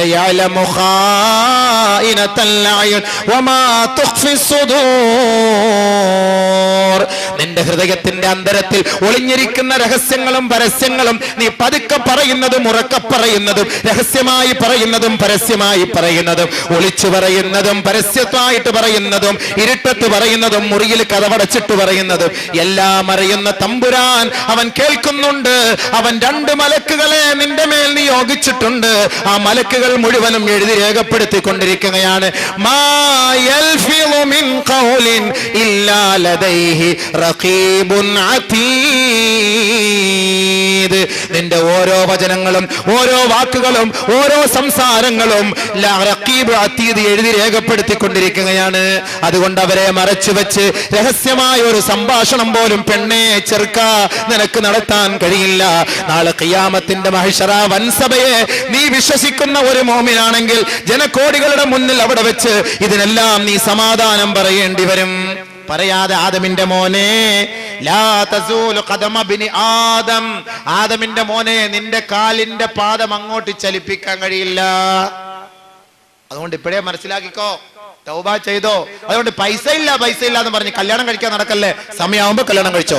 ഖാലൻ നബിയ്യു സല്ലല്ലാഹു അലൈഹി വസല്ലം, അല്ലാഹുവിന്റെ റസൂൽ പറയുന്നു, മൻ കാന മൂസിറൻ ഫലം യൻകിഹ് ഫലൈസ മിന്നാ. വിവാഹം കഴിക്കാൻ സാധ്യതയുണ്ടായിട്ട് വിവാഹം കഴിക്കാത്തവൻ അവൻ എന്റെ മില്ലത്തിൽ പെട്ടവനല്ല, എന്റെ സമുദായത്തിൽ പെട്ടവനല്ലെന്ന് സയ്യിദുനാ വസനദുനാ റസൂലുള്ളാഹി സ്വല്ലല്ലാഹു അലൈഹി വസല്ലം. വിവാഹം കഴിക്കാൻ കപ്പാസിറ്റി ഉണ്ടായിട്ട് കഴിക്കാത്തവൻ എന്റെ സമുദായത്തിൽ പെട്ടവനല്ല. നഊദു ബില്ലാ, അല്ലാഹു കാക്കട്ടെ. അള്ളാഹുവിന്റെ റസൂലിന്റെ സമുദായത്തിൽ പെടാത്തവൻ പിന്നെ അവസ്ഥ എന്താ? അബൂജഹലിന്റെ ഉത്ബത്തിന്റെ ശൈബത്തിന്റെ കൂട്ടത്തിൽ നരകത്തിൽ പോകേണ്ടി വരും. പടച്ചവൻ കാത്തുരക്ഷിക്കട്ടെ. അതുകൊണ്ട് ജോലി കിട്ടാം പ്രതീക്ഷിച്ച് നിൽക്കണ്ട. സമയായോ കല്യാണം കഴിക്ക്. സമയമൊക്കെ പറയുന്നുണ്ട്, എപ്പോഴാ സമയം? അത് കേട്ടാൽ നമ്മൾ ഞെട്ടിപ്പോവും. അത് അങ്ങോട്ട് വരട്ടെ വിഷയം. നമ്മൾ കേട്ടാൽ ഞെട്ടിപ്പോവും അത് ആ സമയം. ബഹുമാനമുള്ള സഹോദരങ്ങളെ, പ്രവാചകൻ പറഞ്ഞ സമയത്തൊക്കെ വിവാഹം കഴിച്ചു കൊടുത്താൽ ഒരു മൊബൈൽ ഫോണിന്റെ ദുരുപയോഗം ഉണ്ടാവുകയില്ല, ഒരു ലവ് ജിഹാദും അല്ലാത്ത ജിഹാദും ഒന്നും ലോകത്തുണ്ടാവുകയില്ല. ഓരോന്നിനോരോ. പണ്ടൊക്കെ പ്രണയം പണ്ടേ തുടങ്ങിയതാ, പക്ഷെ ഇപ്പോഴാണെന്ന് തോന്നുന്നു ഈ പ്രണയത്തിന് ഇത്രയ്ക്കും സ്നേഹം കൂടിയത്. ജിഹാദ് എന്ന് പറഞ്ഞാൽ ഇൻട്രസ്റ്റ് കൂടിയത്, ലവിന് ഇൻട്രസ്റ്റ് കൂടുതൽ ഇപ്പോഴും. അതിനങ്ങനായിരിക്കും ലവ് ജിഹാദ് എന്ന് പേരിട്ടേക്കണത്. കണക്ക് പരിശോധിച്ച് നോക്കിയാൽ മുസ്ലിം സമുദായത്തിന്റെ പെൺകുട്ടികളാണ് അമുസ്ലിമീങ്ങളുമായിട്ട് കൂടുതൽ ഓടിയത്. പക്ഷെ പേര് നമുക്കിരുന്നോട്ടെ, പേര് നമുക്കാണ്. കണക്ക് പരിശോധിച്ചാൽ മൊത്തം അങ്ങനെയാണ്. അമ്പലപ്പുഴയിലത്തെ ആത്മഹത്യ അടക്കമുള്ള കോളേജിലെ ചരിത്രങ്ങൾ മുഴുവൻ മാധ്യമ പടകൾ എഴുതിവിട്ട കള്ളത്തരവും നുണക്കഥകളും മാത്രമാണിത്. ഓരോ രജിസ്റ്റർ ഓഫീസിൽ നിങ്ങളൊന്ന് പോയി നോക്കി. ഇപ്പൊ ഫോട്ടോ അടക്കം ഒട്ടിച്ചു വെക്കുന്നുണ്ട്. ഫോട്ടോ അടക്കം ഒട്ടിച്ചു വെക്കുമ്പോൾ കൂടുതലും അവിടെ നമുക്ക് കാണാൻ കഴിയുന്നത് തലയിൽ തട്ടമിട്ട സബീന, തലയിൽ തട്ടമിട്ട സലീന, തലയിൽ തട്ടമിട്ട ഷഫീന. നിന്നോടൊപ്പം ഇരിക്കുന്നത് ഒരു ശ്രീകൃഷ്ണനോ, അതല്ലെങ്കിൽ ഒരു ശശിയോ, അതല്ലെങ്കിൽ ഒരു ബേബിയോ, അതല്ലെങ്കിൽ ഒരു ജോർജോ, അതല്ലെങ്കിൽ ഒരു ജോസഫോ ആണ് കൂട്ടത്തിലിരിക്കുന്നത്. എന്താ യോജിച്ചു വരുമോ? നമുക്ക് ഇതിന്റെ പേര് കുഫു എന്ന് പറയാൻ പറ്റുമോ? കുഫു എന്ന് പറയാൻ പറ്റുമോ? കാരണം തലയിൽ തട്ടവിട്ട് ഫോട്ടോ പണ്ട് എടുത്തതാ, SLCക്കകത്ത് കൊടുക്കാൻ വേണ്ടി എടുത്തതാ. ആ ഫോട്ടോ വേണമെന്നാ ഇപ്പൊ രജിസ്റ്റർ ഓഫീസിൽ പറയുന്നത്. അപ്പൊ അത് തന്നെ എടുത്ത് കൊടുക്കേണ്ടി വരും. അപ്പൊ ഏതെങ്കിലും സ്വന്തക്കാര് രജിസ്റ്റർ ഓഫീസിൽ പോയി നോക്കിയാല് കാണുന്നത് മുസ്ലിം സഹോദരിമാരോടൊപ്പം ഇരിക്കുന്ന മുസ്ലിം സഹോദരങ്ങളാണ്. പേരോ നമുക്ക് ലവ് ജിഹാദ്, നമ്മളവിടെ ആകപ്പാട് ജിഹാദ് അളക്കുന്നതെന്നാണ്. പ്രണയം അത് ഒരു ഭാഗമാണ്. അതിന് മതത്തിന്റെ മുനമ്പ് നൽകിക്കൊണ്ട്, മതത്തിന്റെ പേര് നൽകിക്കൊണ്ട് അതിനെ സമുദായത്തിനുള്ളിൽ സ്പർദ്ധ ഉണ്ടാക്കാൻ ഒരു മതക്കാരന് ശ്രമിക്കണ്ട. അതേ നമുക്ക് പറയാനുള്ളൂ. ഹിന്ദുവിന്റെ പെണ്ണിനെ മുസ്ലിം ചെറുക്കൻ സ്നേഹിക്കുന്നു, മുസ്ലിമിന്റെ പെണ്ണിനെ ഹിന്ദു സ്നേഹിക്കുന്നു. അത് ഇസം വെച്ചിട്ടല്ല, അത് പ്രണയമാണത്, അതൊരു സ്നേഹമാണ്. അവിടെ ഇസം ഒന്നും നോക്കാറില്ല ആരും. കെട്ടി 5-6 മക്കളുള്ള പെണ്ണിനെ കിളവൻ സ്നേഹിക്കുന്നു, കിളവിയെ കിളവൻ ചെറുപ്പക്കാരെ സ്നേഹിക്കുന്നു. ദുനിയാവ്, അതിനകത്ത് ഇസമല്ലല്ലോ അത്. അതുകൊണ്ട് ഐക്യവും സാഹോദര്യവും നിലനിന്നു പോകുന്ന നമ്മുടെ കേരളത്തിൽ, സാംസ്കാരിക ബോധമുള്ള നമ്മുടെ കേരളത്തിൽ, ഭൗതിക പ്രതിബദ്ധതയുള്ള നമ്മുടെ കേരളത്തിലെ ഈ സമുദായത്തെ നമ്മൾ തമ്മിലടിക്കാതെ ഐക്യത്തോടു കൂടി വളരാൻ വേണ്ടി പരിശ്രമിക്കും. അതിനുവേണ്ടി പ്രചോദനം നൽകുവിൻ. അതിനുവേണ്ടി കുട്ടികളെയും ക്യാമ്പസുകളെയും കോളേജുകളെയും ഒന്നും നമ്മൾ ഉപയോഗിക്കാതിരിക്കും. അതാണ് നമുക്ക് വേണ്ടത്, സമാധാനവും ഐക്യവും സാഹോദര്യവും. അതുകൊണ്ട് ബഹുമാനമുള്ളവരെ, വിവാഹം കഴിച്ചോളിയും പെട്ടെന്ന്. ഈ പെട്ടെന്നൊക്കെ നബിതങ്ങൾ പറഞ്ഞ സമയത്ത് കല്യാണം കഴിച്ചിരുന്നെങ്കിൽ ഈ ലവ് ജിഹാദ് എന്നോ സ്മാർട്ട് ഫ്രണ്ട് എന്നോ ഇതൊന്നും ഉണ്ടാവൂലായിരുന്നല്ലോ. നിങ്ങൾ ഇങ്ങനെ നടന്നിട്ടല്ലേ വെറുതെ അങ്ങോട്ട് നടക്കൽ തന്നെ, കാലങ്ങൾ സമയങ്ങൾ തീരുന്നവരെ ഇങ്ങനെ നടക്കൽ തന്നെ. അതുകൊണ്ട് നബി സല്ലല്ലാഹു അലൈഹി വസല്ലമ തങ്ങൾ പറയുകയാണ്, മൻ കാന മൂസിറാ ഫലം യൻകിഹ് ഫലൈസ മിന്നാ. വിവാഹം കഴിക്കാൻ സാധ്യതയുണ്ടായിട്ട് വിവാഹം കഴിക്കാത്തവൻ എന്റെ മില്ലത്തിൽപ്പെട്ടവനല്ലെന്ന് സയ്യിദുനാ വസനദുനാ വശഫീഉനാ റസൂലുള്ളാഹി സ്വല്ലല്ലാഹു അലൈഹി വസല്ലം. ചില ആളുകൾ സൂഫിസം ചമഞ്ഞുകൊണ്ട് വിവാഹം കഴിക്കണ്ട എന്ന് ആഗ്രഹിക്കുന്നവർ കാണും.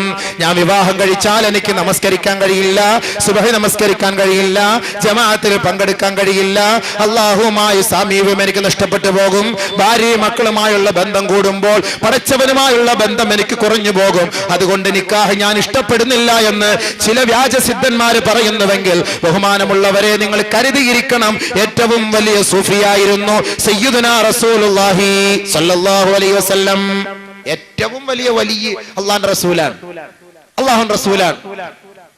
ചില ആളുകൾക്ക് ഇബാദത്തിനൊരു തടസ്സം ഈ പെണ്ണോ അല്ലെങ്കിൽ ഈ ചെറുക്കനോ കല്യാണമോ അല്ലെങ്കിൽ അവരുടെ കുടുംബജീവിതമോ എന്നൊക്കെ ചിലര് പറയാറുണ്ട്. തെറ്റാണത്. പ്രവാചകൻ പഠിപ്പിക്കുന്നു, ലാ സറൂറത ബിൽ ഇസ്ലാം. ഇസ്ലാമിൽ സന്യാസ ജീവിതമില്ല, ബ്രഹ്മചര്യമില്ല. കല്യാണം കഴിക്കാതെ ഇങ്ങനെ താടി നീട്ടി വളർത്തി ശേഖി അമഞ്ഞ് നടക്കുന്ന സ്വഭാവം ഇസ്ലാമിൽ ഇല്ല എന്നർത്ഥം. ബഹുമാനപ്പെട്ട അനസ് റളിയല്ലാഹു അൻഹു റിപ്പോർട്ട് ചെയ്യുന്ന ഹദീസിൽ കാണാം, കാന യഅമുറുനാ ബിൽ ബാ വയൻഹാ അനിത് തവത്തുൽ നഹിയൻ ശദീദാ. ഞങ്ങളോട് കല്യാണത്തിന് പ്രചോദനം നൽകുകയും അവിവാഹിതനാകുന്നതിനെ തൊട്ട് ബഹുമാനപ്പെട്ട പ്രവാചകൻ നിരുത്സാഹപ്പെടുത്തുകയും ചെയ്യുമായിരുന്നു. അനസ് റളിയല്ലാഹു അൻഹു പറഞ്ഞു, കല്യാണം കഴിക്കും, കല്യാണം കഴിക്കും, കല്യാണം കഴിക്കാതിരിക്കല്ലേ എന്ന് റസൂലുള്ളാഹി ഞങ്ങൾക്ക് ഒരു ഉപദേശം നൽകുമായിരുന്നു. ഇക്കൂട്ടത്തിൽ സഅദ് ഇബ്നു ഹിശാം റളിയല്ലാഹു അൻഹു എന്ന് പറയുന്ന ഒരു സഹാബി, അദ്ദേഹത്തിന് ഒരു വല്ലാത്ത ഒരു ആവലാതി. എന്താ, കല്യാണമൊക്കെ കഴിച്ചാൽ ഇബാദത്ത് ചെയ്യാൻ പറ്റൂല. നബി സല്ലല്ലാഹു അലൈഹി വസല്ലം തങ്ങൾക്ക് ശേഷം ബഹുമാനപ്പെട്ട മഹദിയായ ഫാത്തിമ ആയിഷ റളിയല്ലാഹു തആല അൻഹ അടുക്കലേക്ക് പോയിട്ട് പറഞ്ഞു, മഹദി അവர்களെ ആയിഷ സിദ്ദീഖ റളിയല്ലാഹു തആല അൻഹയുടെ അടുക്കലേക്ക് പോയിട്ട് പറയുകയാണ്, ഞാൻ അവിവാഹിതനാകാൻ ആഗ്രഹിക്കുന്നു, അതുകൊണ്ട് മഹദി അവர்களെ എന്താണ് അവിടുത്തെ അഭിപ്രായം? ഫമാ തറൈന ഫീ. ഞാൻ അവിവാഹിതനാകാൻ ആഗ്രഹിക്കുന്നു, പറഞ്ഞാൽ നീ കല്യാണം കഴിക്കണ്ട, ഞാൻ ഇങ്ങനെ ഇബാദത്തൊക്കെ ചെയ്ത് ഇങ്ങനെ നടക്കാൻ പോവാണ്, അതുകൊണ്ട് അവിടുത്തെ അഭിപ്രായം എന്താ? ഫമാ തറൈന ഫീ. ഉടനെ കാലത്ത് ആയിഷ റളിയല്ലാഹു അൻഹ പറയുകയാണ്, അവാ സമിഅത അല്ലാഹ യഖൂൽ. അല്ലാഹു പറഞ്ഞത് നീ കേട്ടിട്ടില്ലേ, പഠിച്ചിട്ടില്ലേ? വലഖദ് അർസൽനാ رسلا من قبلك وجعلنا لهم أزواجا وذرية فلا تتبتل. എല്ലാ പ്രവാചകന്മാരും എത്ര പ്രവാചകന്മാർ ലോകത്തേക്ക് വന്നിട്ടുണ്ടെങ്കിൽ, നാം ഓരോ പ്രവാചകന്മാരെ ലോകത്തേക്ക് നിയോഗിച്ചിട്ടുണ്ടെങ്കിൽ, വലഖദ് അർസൽനാ റുസുലാ, നാം പ്രവാചകന്മാരെ അയച്ചിട്ടുണ്ട്. വജഅൽനാ ലഹും, നാം അവർക്ക് ആക്കി കൊടുക്കുകയും ചെയ്തു. അസ്വാജൻ വദുർരിയ, ഭാര്യമാരും സന്താനങ്ങളെയും നാം അവർക്ക് പ്രദാനം ചെയ്യുകയും ചെയ്തിട്ടുണ്ട്. എല്ലാ പ്രവാചകന്മാർക്കും. ബഹുമാനപ്പെട്ട ആയിഷ റളിയല്ലാഹു ശേഷം പറഞ്ഞു, ഫലാ തതബത്തൽ, ആയതിനാൽ സഅദേ നീ അവിവാഹിതനാകരുത്, വിവാഹം കഴിക്കണം. മാത്രമല്ല, വിവാഹം കഴിക്കൽ ആരുടെ സുന്നത്ത്, ആരുടെ ഐച്ഛികം വിവാഹം കഴിക്കാന്നുള്ളത്? നിക്കാഹിന്റെ സദസ്സുകളിൽ നാം കേൾക്കാറുള്ള ഹദീസാണ്, النكاح من سنتي فمن رغب في سنتي فهو مني فمن رغب عن سنتي فليس مني. നിക്കാഹ് എന്റെ സുന്നത്താണ്, എന്റെ ഐച്ഛികമാണ്. ഫമൻ റഗിബ ഫീ സുന്നതി ഫഹുവ മിന്നി, ആരൊരാൾ എന്റെ ഈ മഹത്തായ സുന്നത്തിനെ പിൻപറ്റുന്നുവോ അവൻ എന്റെ മില്ലത്തിൽ പെട്ടവനാണ്, എന്റെ സമുദായത്തിൽ പെട്ടവനാണ്. ഫമൻ റഗിബ അൻ സുന്നതി, ആരൊരാൾ എന്റെ ഈ സുന്നത്തിൽ നിന്ന് വ്യതിചലിക്കുന്നുവോ, അതായത് നിക്കാഹ് കഴിക്കാതെ വിവാഹം കഴിക്കാതെ നടക്കുന്നുവോ, ഫലൈസ മിന്നി, അവൻ എന്റെ സമുദായത്തിൽ പെട്ടവനല്ല. ഇതാണ് നിക്കാഹിന്റെ സദസ്സിൽ നമ്മൾ കേൾക്കുന്ന ഹദീസ്. പക്ഷെ അർത്ഥം അറിയാൻ വയ്യ. അവിടെ നിക്കാഹ് കഴിക്കാത്ത, കല്യാണം കഴിക്കാത്ത ക്രോണിക് ബാച്ചിലർ ഇരുന്നോണ്ട് ഇത് കേൾക്കുന്നുണ്ടായിരിക്കും. നിക്കാഹിന്റെ 5 പ്രായം കഴിഞ്ഞ ക്രോണിക് ബാച്ചിലർ എന്നിട്ട് ഈ ഹദീസ് കേൾക്കുന്നുണ്ടാകും. പക്ഷെ അവന് അർത്ഥം അറിയില്ലല്ലോ. അതുകൊണ്ട് മനസ്സിലാക്കുക, ഇങ്ങനെയാണ് ഈ ഹദീസിന്റെ സാരം. മാത്രമല്ല, പ്രവാചകന്മാരുടെ പാതകളെ പിൻപറ്റുന്ന സമുദായമേ, നിങ്ങൾക്ക് പ്രവാചകന്മാരുടെ സ്നേഹമുണ്ടോ? പ്രവാചകന്മാരുടെ സുന്നത്തിൽപ്പെട്ട കാര്യമാണ് 4 കാര്യങ്ങൾ. അർബഉം മിൻ സുനനിൽ മുർസലീൻ, 4 കാര്യം പ്രവാചകന്മാരുടെ ഐച്ഛികമാണ്, സുന്നത്തുകളാണ്. ഒന്നാമത്തത് അൽ ഹയാ, ലജ്ജ. പ്രവാചകന്മാരുടെ സുന്നത്ത്, പ്രവാചകന്മാരുടെ സ്വഭാവത്തിൽപ്പെട്ടതാണ് ലജ്ജ. ലജ്ജ ഇല്ലാത്തവൻ പ്രവാചകന്മാരുടെ പരമ്പരയിൽ പെട്ടവനുമല്ല, ഈമാനില്ലാത്തവരുമാണ്. സഹോദരിമാരെ നിങ്ങൾക്കും, സഹോദരന്മാരെ നിങ്ങൾക്കും.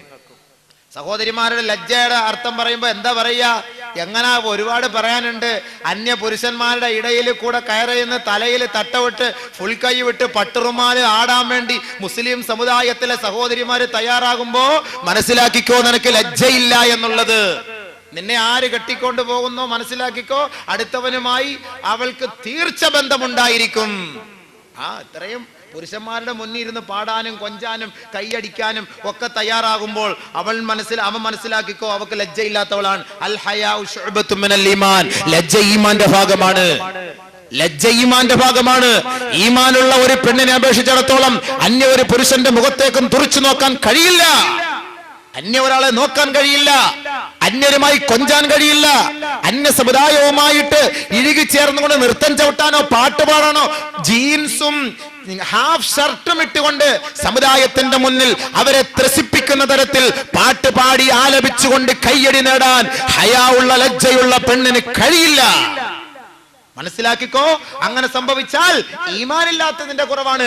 ഈമാനുള്ള ഒരു പെണ്ണും ഇങ്ങനെ ജനങ്ങളെ ത്രസിപ്പിക്കാൻ വേണ്ടി ആട്ടവും ചാട്ടത്തിനും നൃത്തത്തിനും വേണ്ടി പോവുകയില്ല. അതുകൊണ്ട് മനസ്സിലായിക്കോ, പ്രവാചകന്മാരുടെ സ്വഭാവത്തിൽപ്പെട്ട കാര്യമാണ്. പ്രവാചകന്മാരുടെ അനുയായികളാണെങ്കിൽ, പ്രവാചകന്മാരുടെ പാരമ്പര്യത്തിന്റെ ഉടമകളാണ് മുസ്ലിം സമുദായമെങ്കിൽ മനസ്സിലാക്കിക്കോ, ഹയാ നിങ്ങൾക്ക് നിർബന്ധമായ കാര്യമാണ്. ഹയാ നിർബന്ധമായ കാര്യമാണ്. ഇവിടെ ഒരു കാര്യം ഞാൻ മനസ്സിലാക്കി തരുന്നു, പ്രവാചകന്റെ വാക്ക് കേട്ടോളി. പരിശുദ്ധ ഖുർആനും ഹദീസും ജീവിച്ച് മനസ്സിലാക്കി ജീവിക്കുന്ന സമുദായമേ, നാളെ അള്ളാഹുവിന്റെ കോടതിയുടെ മുന്നിൽ പടച്ചവന്റെ പരിശുദ്ധമായ മുഖം കണ്ടുകൊണ്ട് സന്തോഷിച്ച് സ്വർഗത്തിലേക്ക് കടക്കണമെന്ന ആഗ്രഹം നമുക്കുണ്ട് എങ്കിൽ, ബഹുമാനപ്പെട്ട പ്രവാചകൻ നമ്മളെ പഠിപ്പിച്ചു തന്ന വാക്കാണ്, അന്യ സ്ത്രീകളുമായി അന്യ പുരുഷനുമായി ചെങ്ങാത്തം നമുക്ക് വേണ്ട.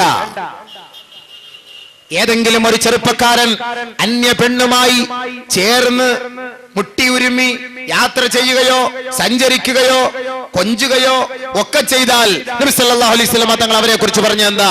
ലാ യുതഅന ഫീ റഅസി അഹദികും, നിന്റെ തലയിൽ ഒരു ഇരുമ്പ് കമ്പി കുത്തിയിറക്കിക്കോ.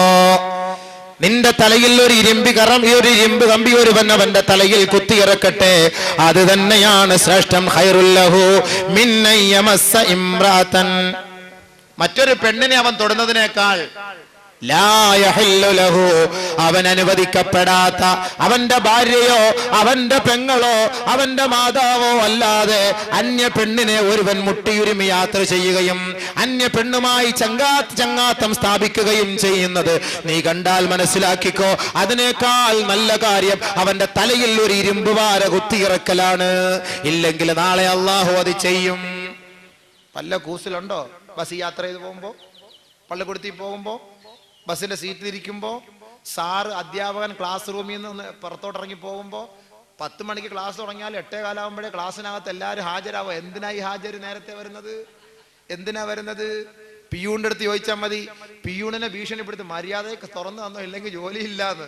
നേരത്തെ വരികയാണ് ഇവിടെ. എന്നാൽ നേരത്തെ എഴുന്നേറ്റ് പോയി പഠിക്കുക, അതൊന്നുമല്ല. ഇവിടെ ലക്ഷ്യം വേറെ. അറിയാൻ നേരിട്ട് ഇവനി തന്നെ പല പിയൂണുകളും വന്ന് നമ്മുടെ പറയുന്ന വാക്കുകളാണ്. ബഹുമാനമുള്ള സഹോദരൻ, എന്താ അള്ളാഹ് ഇവിടെ സ്വർഗം കൊടുത്തോ ഇവർക്ക്? ഊർലിങ്ങളെ എവിടെയാ കൊടുത്തു കഴിഞ്ഞു? ഇനി അവിടെ ഇല്ലാത്തത് കൊണ്ടായിരിക്കും എവിടെയാ കൊടുത്തത്. അതുകൊണ്ട് അങ്ങനെ നിങ്ങൾ സ്പർശിക്കാൻ നിൽക്കണ്ട, അങ്ങനെ പോകാൻ നിൽക്കണ്ട. അങ്ങനെ ചെയ്താൽ അതിനേക്കാൾ ശ്രേഷ്ഠം ഒരു കമ്പിപ്പാര തലയിൽ ഇടിച്ചിറക്കിക്കോ. വീണ്ടും റസൂലുള്ളാഹി പറയാണ്, ഇയ്യാക വൽ ഖൽവത ബിന്നിസാ, സ്ത്രീകളുമായി ഒറ്റയ്ക്കിരിക്കൽ നീ സൂക്ഷിച്ചോ, ഒറ്റയ്ക്കുള്ള ചങ്ങാത്തം നീ സൂക്ഷിച്ചോ. ലഅൻ യസ്ഹമ റജുലുൻ ബിംറാത്തിൻ ഖൈറുൽ ലഹു മിൻ അൻ യസ്ഹമ ഖിൻസീറൻ മുതലത്തിഖൻ ബിതീനിൻ ഔ ഹംഅത്തിൻ. നബി സല്ലല്ലാഹു അലൈഹി വസല്ലം തങ്ങൾ പറയുകയാണ്, നിങ്ങൾ ഒരു സ്ത്രീയുമായി അന്യ പെണ്ണുമായി ഒറ്റയ്ക്കിരിക്കുന്നത് സൂക്ഷിച്ചോ, സൂക്ഷിച്ചോ. ഒരു പെണ്ണും ഒരാണും അന്യ പെണ്ണും ഒരു അന്യ പുരുഷനും ഒരു അന്യ സ്ത്രീയും ഒറ്റയ്ക്കിരിക്കുമ്പോ തീർച്ച അവർക്കിടയിലേക്ക് പിശാച് കടന്നു വരും. പിന്നെ പിശാച് കടന്നു വന്നാൽ പിന്നെ പറയേണ്ട കാര്യമൊന്നുമില്ലല്ലോ. പിന്നെ അവിടെ തൊടണമെന്ന് തോന്നും, ഇവിടെ തൊടണമെന്ന് തോന്നും, ഉന്തണമെന്ന് തോന്നും, തള്ളണമെന്ന് തോന്നും, ഞോണ്ടണമെന്ന് തോന്നും, തോണ്ടണമെന്ന് തോന്നും, ഒക്കെ തോന്നിപ്പിക്കും. അത് മൂപ്പിലാന്റെ സ്വഭാവമാണ്. അത് പണ്ടേ അതിനുള്ള ഇജാസത്ത് അവിടുന്ന് വാങ്ങിക്കൊണ്ടാണ് ഇങ്ങോട്ട് വന്നത്. അതുകൊണ്ട് അങ്ങനെ ഒറ്റയ്ക്ക് ഇരിക്കല്ലേ. ഒറ്റയ്ക്ക് ഇരുന്നാൽ ചിലപ്പോൾ സംഭവിച്ചു പോകും. ഒറ്റയ്ക്ക് ഇരിക്കാതിരുന്നാൽ പ്രശ്നമില്ല. റസൂലുള്ളാഹി സ്വല്ലല്ലാഹു അലൈഹി വസല്ലമ തങ്ങൾ പറഞ്ഞു, ഇത് നീ അനുസരിക്കാതെ എങ്ങാനും ഒരു പെണ്ണുമായി ഒറ്റയ്ക്കിരുന്നാൽ അതിനേക്കാൾ ശ്രേഷ്ഠമാണ് സഹോദരാ, അതിനേക്കാൾ ശ്രേഷ്ഠമാണ് സഹോദരാ മാലിന്യ കൂമ്പാരത്തിൽ മാലിന്യ ജലത്തിൽ കിടന്ന് കളിച്ചുകൊണ്ടിരിക്കുന്ന പന്നിയുണ്ടല്ലോ, പന്നി. ആ പന്നികളെ നീ കെട്ടിപ്പിടിക്കൽ, ആ പന്നിയുമായി ചങ്ങാത്തം സ്ഥാപിക്കലാണ് അവന് ഖൈറെന്ന് സയ്യിദുനാ റസൂലുള്ളാഹി സ്വല്ലല്ലാഹു അലൈഹി വസല്ലം. പന്നി എന്ന് പറഞ്ഞാൽ തന്നെ നമുക്ക് വെറുപ്പ്, ഛർദ്ദി വരും. പിന്നെ പന്നി അടുക്കലേക്ക് പോലോ, പിന്നെ പന്നിയെ തൊടലോ. റസൂലുള്ളാഹി സ്വല്ലല്ലാഹു അലൈഹി വസല്ലം തങ്ങൾ പറഞ്ഞ വാക്ക്, അന്യ ഒരു പെണ്ണുമായി ഒരുത്തൻ ചങ്ങാത്തം സ്ഥാപിച്ചാൽ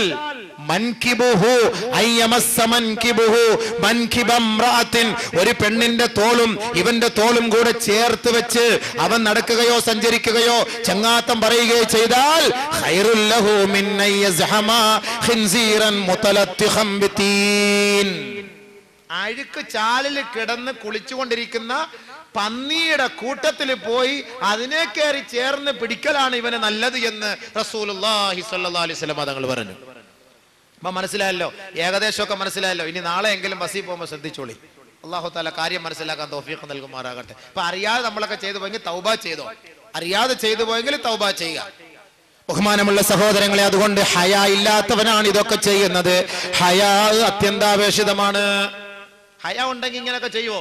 എങ്ങനെങ്കിലും ബൈ ചാൻസിൽ പിടിച്ചു, ആരെങ്കിലും കണ്ടു, അത്രയും പേരുടെ മുന്നിലിട്ട് ജനങ്ങൾ ഇവനെ അടിക്കുമ്പോ ഒന്ന് ആലോചിച്ച് ചോദിക്കണം, ലജ്ജ ഉണ്ടെങ്കിൽ ചെയ്യുമോ? അതുകൊണ്ട് ഹയാ പ്രവാചകന്മാരുടെ പാരമ്പര്യമാണ്, അവരുടെ സ്വഭാവമാണ്. അർബഉം മിൻ സുനനിൽ മുർസലീൻ, 4 കാര്യം പ്രവാചകന്മാരുടെ സ്വഭാവ വിശേഷണങ്ങളിൽ പെട്ടതാണ്. ഒന്ന് അൽ ഹയാ, മറ്റൊരു റിവായത്തിൽ അൽ ഹന്ന എന്നും വരുന്നുണ്ട്. മൈലാഞ്ചി പുരട്ടുക. മൈലാഞ്ചി പുരട്ടല് അത് സുന്നത്താണ്. നരച്ച താടിയൊക്കെ മൈലാഞ്ചി വരട്ടെ. നിങ്ങൾ നരച്ച താടിയൊക്കെ ഡൈ ചെയ്യാതെ, നരച്ച താടി ഡൈ ചെയ്യാതെ മൈലാഞ്ചി വരട്ടെ, സുന്നത്താണ്. സഹോദരിമാരെ, ക്യൂടെക്സ് പുരട്ടാതെ നിങ്ങൾ മൈലാഞ്ചി പുരട്ട്, അത് സുന്നത്താണ്. അതും പ്രവാചകന്മാരുടെ സ്വഭാവത്തിൽപ്പെട്ട കാര്യമാണ്. രണ്ടാമത് സിവാക്ക്, പല്ല് തേക്കൽ, മിസ്വാക്ക് ചെയ്യൽ പ്രവാചകന്മാരുടെ സുന്നത്തിൽപ്പെട്ട കാര്യമാണ്. പല്ല് തേക്കി അത് ആര് പഠിപ്പിക്കണം? പക്ഷെ എന്റെ പ്രവാചകൻ ചെയ്തതാണ്, പ്രവാചകന്മാര് ചെയ്തതാണ് എന്ന ഒരു ഈമാനോടെ വിശ്വാസത്തോടെ നീ പല്ല് തേച്ചാൽ തീർച്ച നിനക്കതിന് കൂലിയാണ്. പ്രവാചകന്മാരുടെ ശഫാഅത്തിന് നീ അർഹനാണ്. അതുകൊണ്ട് ഒളു എടുക്കുമ്പോ ഒന്ന് പല്ല് വെച്ചോളി, ഒരു സുന്നത്തായ കാര്യമാണ്. ചിലർ കൈ കൊണ്ട് കൊട്ടിച്ചേക്കും, അതിനേക്കാളും നല്ലത് നിങ്ങൾ അതിനുള്ള അറാക്ക് അല്ലെങ്കിൽ അതുപോലുള്ള കമ്പുകളും കാര്യങ്ങളൊക്കെ ഉണ്ട്, അതൊക്കെ വെച്ചൊരു പല്ല് വെച്ചോ. ഒരു സുന്നത്ത് കളയുന്നതിന് നബി സല്ലല്ലാഹു അലൈഹി വസല്ലം തങ്ങൾക്ക് ഫർളാണ്, നമുക്കത് സുന്നത്താണ്. അതുകൊണ്ട് ആ സുന്നത്ത് ഹയാത്താക്കി, അത് പ്രവാചകന്മാരുടെ സുന്നത്താണ്. നമ്മൾ നേരം വെളുക്കുമ്പോൾ പല്ല് വയ്ക്കും. ചില പെണ്ണുങ്ങൾ ഒരു ദിവസം 5 പ്രാവശ്യം പല്ല് വയ്ക്കും. രാത്രി കിടക്കാൻ നേരത്തും പല്ല് വയ്ക്കും, നേരം വെളുത്ത് എഴുന്നേൽക്കുമ്പോഴും പല്ല് വയ്ക്കും, ചായ കുടിച്ചാലും ബിസ്ക്കറ്റ് തിന്നാലൊക്കെ പല്ല് തേക്കും. പ്രവാചകന്റെ സുന്നത്താണെന്ന നീയത്തിൽ മോളെ നീ അങ്ങനെ ചെയ്യണേ, എങ്കിൽ സുന്നത്തിന്റെ കൂലി നിനക്ക് കിട്ടും. മൂന്നാമത് അത്തഅത്തുർ, അത്ര പൂശ.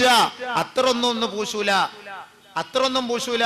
പാശ്ചാത്യന്മാര് ആൽക്കോഹോള് കയറ്റിവിട്ട സാധനങ്ങൾ കൊണ്ടുവന്നിട്ടാ ഇങ്ങനെ അടിച്ചിട്ട് പള്ളിയിൽ പോവുക. അത്ര പൂശുകാർ നബി സല്ലല്ലാഹു അലൈഹി വസല്ലം തങ്ങളുടെ ഹദീസിൽ കാണാം, നബി തങ്ങൾ വീട്ടിന് വേണ്ടി എത്ര പൈസ ചെലവ് ചെയ്യുമോ അത്രയും പൈസ അത്ര വാങ്ങിക്കുന്നതിന് വേണ്ടി ചെലവ് ചെയ്യും. അതാണ് അത്ര നല്ല പൂഷണം. ചില അത്ര നല്ല പൂഷണം വില കുറഞ്ഞ ആൾക്കാർ വായിക്കും, 15 രൂപയ്ക്ക് കിട്ടും, മയ്യത്തിന് വേണ്ടി പുരട്ടുന്നതാ. ലാസ്റ്റ് ഘട്ടത്തിൽ വാപ്പാക്ക് കൊടുക്കുന്ന സമ്മാനം എന്താ? വാപ്പാടെ മയ്യത്ത് പൊതിയുമ്പോ അത്ര ഒരു കടയിൽ പോയി ഏറ്റവും കുറഞ്ഞ അത്ര ഏതാ? 15 രൂപയുടെ അതിലൊരു ഡസൻ ഇങ്ങോട്ട് എല്ലാം കൂടെ കൊണ്ട് പൊട്ടിച്ച് വാപ്പാടെ മണ്ടയിലോട്ട്. എന്തായാലും അവസാനം പോവല്ലോ. 15 രൂപയുടെ എങ്കിലും വാപ്പായ്ക്ക് ഒരു സഹായം ചെയ്തില്ലെങ്കിൽ പിന്നെന്താ? ബഹുമാനമുള്ളവരെ, അറബികൾ പരിശുദ്ധമായ കഅബ ഷരീഫിന്റെ ഹജറുൽ അസ്വദ്, ആ ഖിൽഅ, അതിന്റെ മൂടുപടം അവിടെയൊക്കെ പുരട്ടാൻ വേണ്ടി, തേക്കാൻ വേണ്ടി 100 കണക്കിന് റിയാലുകൾ വിലയുള്ള കുറച്ച് ഒരു മില്ലിക്കൊക്കെ 100, 200, 500 റിയാലുകൾ വിലയുള്ള ഊദ്, ഏറ്റവും വില കൂടിയ അത്റാണ് വാങ്ങിക്കൊണ്ട് പുരട്ടുന്നത്. ലക്ഷക്കണക്കിന് പാവികൾ വന്ന് ഹജറുൽ അസ്വദ് മുത്തുമ്പോൾ എത്രയോ പേര് ചൂട് കൊണ്ട് സഹിക്കവയ്യാതെ ആ ചൂടത്ത് വിയർത്ത് ഒലിച്ച് ആ ഹജറുൽ അസ്വദ് മുത്തുമ്പോൾ വിയർപ്പിന്റെ ദുർഗന്ധം നമുക്ക് വമിക്കും. ആ വിയർപ്പിന്റെ ദുർഗന്ധം നമുക്ക് ആസ്വദിക്കാൻ കഴിയും. ദുർഗന്ധം നമുക്ക് അസഹ്യമായി തോന്നും. പക്ഷെ ആ അസഹ്യതകളെയെല്ലാം തള്ളിക്കൊണ്ട് ഊദിന്റെ സുഗന്ധം നമുക്ക് ആസ്വദിക്കാൻ കഴിയും. ആ ഊദ് പുരട്ടിയ ഹജറുൽ അസ്വദിൽ പോയി മുത്തുമ്പോൾ ശേഷം നമ്മളൊന്ന് പോയി മുത്തിയാൽ എത്ര ദുർഗന്ധം വമിക്കുന്ന ഒരു വ്യക്തിയാണ് ഹജറുൽ അസ്വദ് മുത്തുന്നതെങ്കിൽ ശേഷം നമ്മളൊന്ന് മുത്തിയാൽ നല്ല മണവാണ്.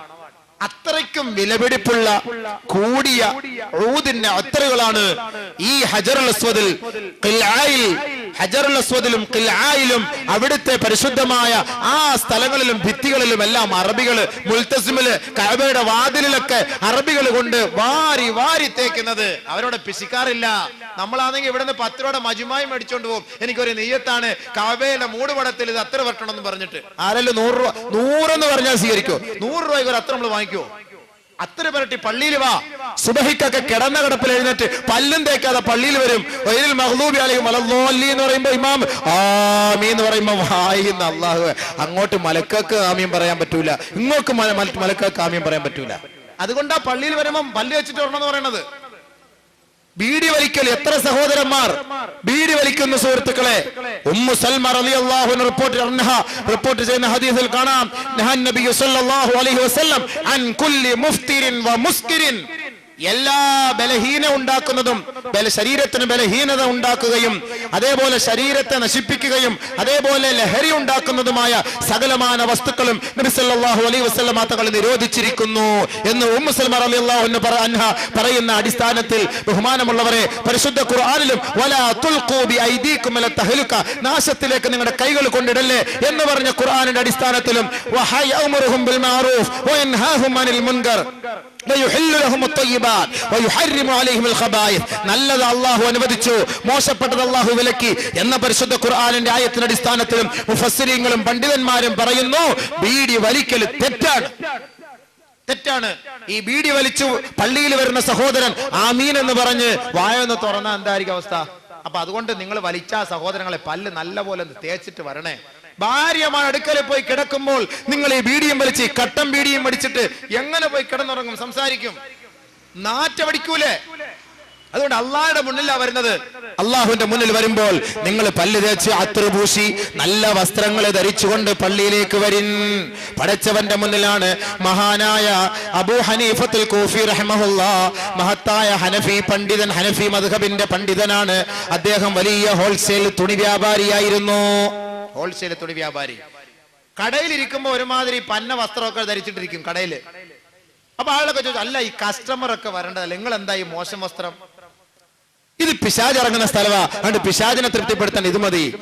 പള്ളിയിലേക്ക് വരുമ്പോൾ ഏറ്റവും കൂടുതൽ വിലപിടിപ്പുള്ള വസ്ത്രം ധരിച്ചു കൊണ്ടുവരും.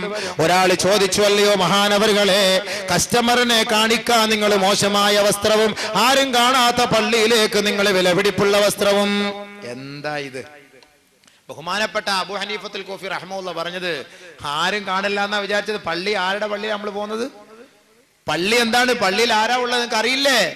രാജാതിരാജൻ, ലോകത്തിന്റെ ദിവരാശക്തി, എന്നെയും നിങ്ങളെയും സൃഷ്ടിച്ച തമ്പുരാൻ, ആകാശഭൂമികളെ മുഴുവനും നിയന്ത്രിക്കുന്ന തമ്പുരാൻ, ആ പടച്ച തമ്പുരാൻ നമ്മളെ വീക്ഷിക്കുന്നുണ്ട്. അല്ലദീ യറാക ഹീന തഖൂം. കൈകെട്ടി അല്ലാഹു അക്ബർ എന്ന് പറഞ്ഞ് കരങ്ങൾ ഉയർത്തിക്കൊണ്ട് പടച്ചവന്റെ ദർബാറിലേക്ക് പ്രതിജ്ഞ അർപ്പിച്ച് കൈകൾ കെട്ടി നിൽക്കുന്ന നിന്നെ സസൂക്ഷ്മം വീക്ഷിക്കുന്നവനാണ് അവൻ. നീ ഉടുത്തുകൊണ്ടുവരുന്ന കൂറക്കൈലി കാണുന്നവനാണ് അവൻ. നല്ല വസ്ത്രമാണോ ധരിച്ചു പള്ളിയിൽ വരുന്നത്? അതല്ല മോശമായ രാത്രി നീ ധരിച്ചുകൊണ്ട് കിടന്ന ആ പന്ന കൈലിയും ഉടുത്തുകൊണ്ടാണോ സുബഹിക്ക് വരുന്നത്? അത്തറ് പൂശിക്കൊണ്ടാണോ വരുന്നത്? പല്ല് തേച്ചുകൊണ്ടാണോ വരുന്നത്? ഇതെല്ലാം അല്ലാഹു സസൂക്ഷ്മം വീക്ഷിക്കുന്നുണ്ട്. അതുകൊണ്ട് എന്റെ യജമാനന്റെ മുന്നിലേക്ക് പോകുമ്പോൾ കൂറത്തുണിയും ധരിച്ചുകൊണ്ട് പോകാൻ ഞാൻ ഇഷ്ടപ്പെടുന്നില്ല. ഏറ്റവും വിലപിടിപ്പുള്ള വസ്ത്രം കൊണ്ടുപോകാനാണ് ഞാൻ ആഗ്രഹിക്കുന്നത്. അതാണ് സഹോദരങ്ങളെ, വിലപിടിച്ച വസ്ത്രവുമായി ഞാൻ പള്ളിയിലേക്ക് വരുന്നത്. മഹാനായ അബൂ ഹനീഫത്തുൽ കൂഫി റഹ്മത്തുള്ളാഹി. അതുകൊണ്ട് എന്റെ സഹോദരങ്ങളെ, ദയവ് ചെയ്ത് ഇനിയെങ്കിലും നിങ്ങൾ പള്ളിയിൽ വരുമ്പോൾ കൈലി ഒന്നും ഉടുക്കാതെ ഒരു വെള്ള വസ്ത്രം ധരിച്ചുകൊണ്ട് വരണേ. ഒരു ഹദീസോടെ പറഞ്ഞെടുത്ത വിഷയത്തിലേക്ക് കിടക്കാം. ഖാലൻ നബി സല്ലല്ലാഹു അലൈഹി വസല്ലം, അള്ളാന്റെ റസൂൽ പറഞ്ഞു, ഈ കളവന്മാരൊക്കെ കൊടുത്തോണ്ടിരുമ്പോൾ ചിലപ്പോ ശരിയാ കഴുകി കൊടുക്കാൻ ആരുമില്ല, എന്ത് ചെയ്യും? അതുകൊണ്ട് ഒരെണ്ണം കഴുകി വെള്ളിയാഴ്ചത്തേക്ക് വേണ്ടി മാത്രം മടക്കി വെച്ചേക്കും. മരുമോള് കഴുകി കൊടുക്കുവോ? പെമ്മക്കൾ, ഇന്നത്തെ പെമ്മക്കൾ കഴുകി കൊടുക്കുവോ? അതുകൊണ്ട് അവത്തുങ്ങൾക്ക് കഴുകാൻ വല്ലതും പറ്റുമോ? ആകെ ഡിസ്ക് മൊത്തം പോയി കിടക്കുകയാണ്. ഒന്ന് കുത്തിപ്പിഴിയാൻ വേണ്ടി കുനിഞ്ഞാൽ അതോടുകൂടി അവിടെ വളഞ്ഞു വീണാ പിന്നെ തീർന്നു. അതുകൊണ്ടാണെന്ന് എനിക്ക് തോന്നുന്നത്. അതുകൊണ്ട് ഒരു കൈലി ഉടുത്തുകൊണ്ട് വരല് ഇനിയിപ്പോ അത് ഹറാമോ അതത്ര അങ്ങോട്ട് മോശക്കാരാണെന്നോ ആണോ അതിന്റെ അർത്ഥം? അല്ല. അള്ളാന്റെ കല്യാണ വീട്ടിൽ നിങ്ങൾ കയ്യിലെടുത്തോണ്ട് പോവോ? ആ പോട്ടെ, കല്യാണ വീട്ടിൽ കയ്യിലെടുത്തോണ്ട് പോവോ? പോട്ടെ, മാർക്കറ്റിൽ കയ്യിലെടുത്തോണ്ട് പോവോ? സുഹൃത്തുക്കളെ, ജനങ്ങളുടെ മധ്യത്തിലേക്ക് ഇറങ്ങി പോകുമ്പോ നമ്മൾ കയ്യിലെടുത്തുകൊണ്ട് പോവോ? അപ്പൊ അത്രയും വില പോലും ഇല്ലേ അള്ളാഹ്ക്ക്? അള്ളാഹ്ക്ക് അത്രയും വില പോലും ഇല്ലേ? ഈ കൈലി എടുത്തോണ്ട് കല്യാണത്തിന് പോവൂല, മരിച്ച വീട്ടിൽ പോവൂല, യാത്ര ചെയ്യൂല. പക്ഷെ അള്ളാന്റെ അടുക്കൽ വരുമ്പോ ഒരുമാതിരി കീറിയ ട്രൗസർ ഇട്ടുകൊണ്ട് വരണത്, ഇതെന്ത് വൃത്തികേട്! അപ്പൊ കല്യാണ വീട്ടിലുള്ള ജനങ്ങളുടെ വില പോലും അള്ളാഹ്ക്കില്ല എന്നർത്ഥം. നഊദു ബില്ലാഹ്, അള്ളാഹ് കാക്കട്ടെ. യാ ബനീ ആദം ഖുദൂ സീനതകും ഇൻദ കുല്ലി മസ്ജിദ്. ഓരോ നമസ്കാര വേളയിലും നിങ്ങളുടെ വസ്ത്രങ്ങളെ നിങ്ങൾ നന്നാക്കിൻ, ശുദ്ധിയാക്കിൻ, നല്ല വസ്ത്രം ധരിക്കിൻ. അതാണ് ഖാലൻ നബി സല്ലല്ലാഹു അലൈഹി വസല്ലം, അല്ലാഹുവിന്റെ റസൂൽ പറഞ്ഞത്, ഇൽബിസു സിയാബൽ ബീർ ഫഇന്നഹാ അത്ഹറു വഅത്യബു വകഫിനു ഫീഹാ മൗതാകും. നിങ്ങൾ വെള്ള വസ്ത്രം ധരിക്കുവിൻ, വെള്ള വസ്ത്രം ധരിക്കുവിൻ. വെള്ള വസ്ത്രമാണ് ബർക്കത്തുള്ള വസ്ത്രം, അത് ശുദ്ധിയുള്ളതാണ്, വൃത്തിയുള്ളതാണ്. വകഫിനു ഫീഹാ മൗതാകും. നിങ്ങളുടെ ജനാസ, നിങ്ങളുടെ മയ്യത്ത് ആ വെള്ള തുണിയിൽ നിങ്ങൾ പൊതിയണേ. അത് നമ്മൾ കേൾക്കും, അത് ഉറപ്പാ ആ കാര്യം. ഇനി വാപ്പിച്ച ഏത് ചൈന സിൽക്കിന്റെ വസ്ത്രം ഇട്ടുകൊണ്ട് നടന്നാലും വാപ്പ മരിച്ചു കഴിഞ്ഞാല് കേവലം 21 രൂപ 50 പൈസ വിലയുള്ള കീറിയാൽ പൊടി പറക്കുന്ന ആ വെള്ള തുണിയിലായിരിക്കും വാപ്പാടെ മയ്യത്ത് പൊതിയുക. അവിടെ റസൂലുള്ളാന്റെ വാക്ക് കേൾക്കും. മരിക്കുമ്പോ, ജീവിച്ചിരിക്കുമ്പോ എന്താ കേൾക്കാത്തത്? ജീവിച്ചിരിക്കുമ്പോ റസൂലുള്ളാന്റെ വാക്ക് കേൾക്കണമെന്ന് നമ്മൾ പറയുന്നതാണ് ഇപ്പൊ ഈ കുഴപ്പം. ജീവിച്ചിരിക്കുമ്പോൾ റസൂലുള്ളാഹിയുടെ വാക്ക് നിങ്ങൾ കേൾക്കണം. എന്നാ മരിച്ചു കഴിഞ്ഞാൽ അവിടെ വേറെ സഹായം നിങ്ങൾക്കുണ്ടാകും എന്ന് പറഞ്ഞാൽ പ്രശ്നമായി. മരിച്ചു കഴിഞ്ഞാൽ പ്രശ്നമില്ല, പിന്നെ ഒന്നും. അതുകൊണ്ട് വെള്ള വസ്ത്രം ധരിക്കിൻ, ജീവിച്ചിരിക്കുമ്പോഴും ധരിക്കിൻ, മരിക്കുമ്പോഴും ധരിക്കിൻ. അള്ളാഹു അമൽ ചെയ്യാൻ തൗഫീഖ് നൽകുമാറാകട്ടെ. അപ്പോൾ ഞാൻ പറഞ്ഞു വന്ന വിഷയം സിവാക്ക്, മിസ്വാക്ക് ചെയ്യുക നബിമാർ പ്രവാചകന്മാരുടെ സുന്നത്തിൽപ്പെട്ട കാര്യമാണ്. അത്തർ നബിമാരുടെ സുന്നത്തിൽപ്പെട്ട കാര്യമാണ്. നാലാമത്തെ കാര്യം നിക്കാഹ്, കല്യാണം കഴിക്കൽ നബിമാരുടെ സുന്നത്തിൽപ്പെട്ട കാര്യമാണ്. അതാണ് അന്നിക്കാഹു മിൻ സുന്നതി, നിക്കാഹ് എന്റെ സുന്നത്താണ്. മൻ അറാദ അൻ യൽഖ അല്ലാഹ ത്വാഹിറൻ മുതഹ്ഹിറാ ഫൽയതസവ്വജ്. പരിശുദ്ധ മനസ്സോടുകൂടി അള്ളാന്റെ ദർബാറിലേക്ക് പോകണമെന്ന് ആർക്കെങ്കിലും ആഗ്രഹമുണ്ടോ? ഫൽയതസവ്വജ്, അവൻ വിവാഹം കഴിച്ചു കൊള്ളട്ടെ. നല്ല മനസ്സോടെ അള്ളാന്റെ അടുക്കലേക്ക് പോകണമെങ്കിൽ, ശുദ്ധ മനസ്സോടുകൂടി അള്ളാന്റെ അടുക്കലേക്ക് പോകണമെന്ന് ആഗ്രഹമുണ്ടോ? വിവാഹം കഴിച്ചോ. നബി സല്ലല്ലാഹു അലൈഹി വസല്ലം തങ്ങൾ അല്ലാഹു തആല ദുനിയാവിലും ആഖിറത്തിലും നബിതങ്ങൾക്ക് പുറത്തു കൊടുത്തിരിക്കുകയാണ്. നബിതങ്ങൾ എത്രയോ ഉന്നതനായ വ്യക്തിത്വത്തിന്റെ ഉടമയാണ്. നമുക്കും ആ ഒരു പദവിയിലേക്ക് എത്തിപ്പെടണമല്ലോ. അതുകൊണ്ട് 3 കൂട്ടർ തീരുമാനിക്കുകയാണ്. ജാഅ സലാസതു റഹത്തിൻ ഇലാ ബുയൂതി അസ്വാജിൻ നബി സല്ലല്ലാഹു അലൈഹി വസല്ലം. 3 പേരുടെ സംഘത്തിലെ നബിതങ്ങളുടെ പത്നിമാരുടെ ഭവനത്തിലേക്ക് പോവുകയാണ്. എന്തിനാണ്? യസ്അലൂന ഇബാദത്തുൻ നബി സല്ലല്ലാഹു അലൈഹി വസല്ലം, നബിതങ്ങളുടെ ഇബാദത്തിനെ കുറിച്ച് ചോദിക്കാൻ വേണ്ടി, നബിതങ്ങളുടെ ആരാധനാ ക്രമങ്ങൾ എങ്ങനെയൊക്കെയായിരുന്നു എന്ന് ചോദിച്ചിട്ട് നമുക്കും കൂടി അമൽ ചെയ്യാമല്ലോ എന്ന ഉദ്ദേശ ലക്ഷ്യത്തോടു കൂടി ഈ 3 പേർ ആയിഷ ബീവി റളിയല്ലാഹു അൻഹ അടക്കമുള്ള സഹാബത്തുകളുടെ ഉമ്മഹാത്തുൽ മുഅ്മിനീങ്ങളുടെ വീടിനെ ലക്ഷ്യമിട്ട് പോയി. നബിതങ്ങളുടെ ഇബാദത്തിനെ കുറിച്ച് അവർ ചോദിച്ചു. ഫലമ്മാ ഉഖ്ബിറൂ കഅന്നഹു തഖാല്ലൂനഹാ, നബിതങ്ങളുടെ ഇബാദത്തിനെ കുറിച്ച് ചോദിച്ചപ്പോൾ പറയപ്പെട്ടു നബിതങ്ങളുടെ ഇബാദത്ത് ഭയങ്കരമാണ്. നിങ്ങളെ കൊണ്ടൊന്നും ചെയ്യാൻ പറ്റൂല, അത് ഭയങ്കരം തന്നെ. ഉടനെ ഇവർ 3 പേരും കൂടെ തീരുമാനിച്ചു, നബിതങ്ങളിൽ നിന്ന് നമ്മൾ എത്രയോ ദൂരമാണ്. അല്ലാഹു അക്ബർ. നബിയുടെ മുമ്പും പിമ്പുമുള്ള സകലമാന പാവങ്ങളും അല്ലാഹു പുറത്തു കൊടുത്തിരിക്കുന്നു. നബിതങ്ങളുടെ കൂട്ടത്തിൽ ആ പദവിയിലെത്താൻ നമുക്ക് കഴിയില്ല. അതുകൊണ്ട് നമുക്കൊരു തീരുമാനമെടുക്കാം. വഖാല അഹദുഹും, അവരിൽപ്പെട്ട ഒരാൾ ഒരു തീരുമാനമെടുത്തിട്ട് പറയുകയാണ്, അമ്മാ ഫാന ഉസല്ലി ഫലം അർഖുദു, ഞാൻ ഇനി ഉറങ്ങുന്നേ ഇല്ല, ഞാൻ ഇനി നിസ്കരിക്കാൻ തുടങ്ങാൻ പോവാ. എനിക്ക് ഉറക്കം വേണ്ട. കാരണം എന്താ? നബിതങ്ങളുടെ പദവി വലുത്. ആ ഒരു ദർജയിൽ അവിടെ എത്തിപ്പെടണമെങ്കിൽ എനിക്ക് ഉറങ്ങിക്കൊണ്ടിരുന്നാ പറ്റൂല.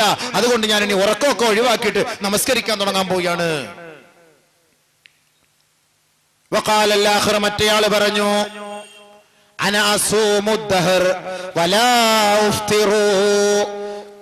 ഞാൻ ഇനി കാലം മൊത്തം നോമ്പ് വയ്ക്കാൻ പോവാ. ഞാൻ ഇനി നോമ്പും വിടുന്ന പ്രശ്നമേ ഇല്ല. സ്വർഗത്തിൽ പോണം. ഞാൻ ഇനി നോമ്പ് വിടുന്ന പ്രശ്നമേ ഇല്ല. എപ്പോഴും ഞാൻ ഇനി നോമ്പ് പൂർണ്ണമായിട്ട് നോമ്പ് പിടിക്കാൻ തീരുമാനിച്ചിരിക്കുന്നു. 3-ാമത്തെ ആള് പറയുകയാണ്, അന അഅ്തസിലുൻ നിസാ ഫലം അതസവ്വജ്, ഞാൻ ഇനി വിവാഹം കഴിക്കുകയില്ല, ഞാൻ സ്ത്രീകളെ ഒഴിവാക്കാൻ തീരുമാനിച്ചിരിക്കുകയാണ്. ലാ തസവ്വജ്, ഞാൻ വിവാഹം കഴിക്കുകയില്ല, സ്ത്രീകളെ ഞാൻ പൂർണ്ണമായിട്ട് ഞാൻ ഒഴിവാക്കാൻ തീരുമാനിച്ചു. ഇത് കേട്ടുകൊണ്ട് ജാ റസൂലുള്ളാഹി സ്വല്ലല്ലാഹു അലൈഹി വസല്ലം, നബി തങ്ങൾ അവരുടെ ഇടയിലേക്ക് കടന്നു വന്നുകൊണ്ട് ഖാല, ചോദിക്കുകയാണ്, അൻതുമുല്ലദീന ഖുൽതും കദാ വ കദാ, നിങ്ങളാണോ ഇങ്ങനെയൊക്കെ പറഞ്ഞത്?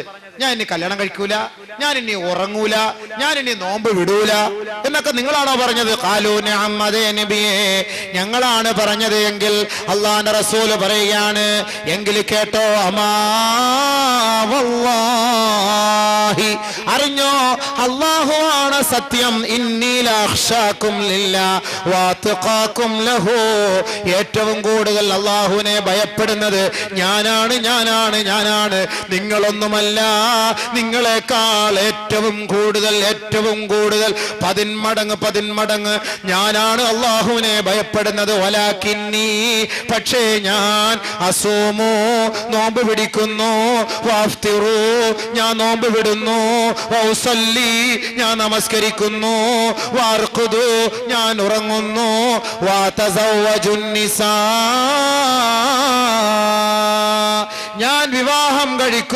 വിവാഹം കഴിക്കുന്നു ഫമൻ റഗിബ സുന്നതി, ആരൊരാൾ എന്റെ ഐച്ഛികത്തിൽ നിന്ന് പിന്മാറുന്നുവോ, വിവാഹം കഴിക്കാതെ ഒഴിവാകുന്നുവോ, ഫലൈസ മിന്നീ, എന്റെ മില്ലത്തിൽപ്പെട്ടവനല്ല, എന്റെ സമുദായത്തിൽപ്പെട്ടവനല്ല. തീർന്ന. ഇത്രയും നമസ്കാരവും ഇബാദത്തും നോമ്പും എല്ലാം അമലുകളും ചെയ്യുന്ന നബിതങ്ങൾ പറയുകയാണ്, ഞാൻ ഇതൊക്കെ ചെയ്യുന്ന വ്യക്തിയാണ്, പക്ഷെ ഞാൻ കല്യാണം കഴിക്കുന്നു. അതുകൊണ്ട് നിങ്ങൾ എന്നെ ഈ മാർഗത്തിൽ നിന്ന്, എന്റെ മാർഗത്തെ അംഗീകരിക്കാൻ തയ്യാറാണെങ്കിൽ നിങ്ങൾ വിവാഹം കഴിക്കണം, ഇല്ല എങ്കിൽ നിങ്ങൾ വിവാഹം കഴിക്കണ്ട. ഫമൻ റഗിബ അൻ സുന്നതി ഫലൈസ മിന്നി,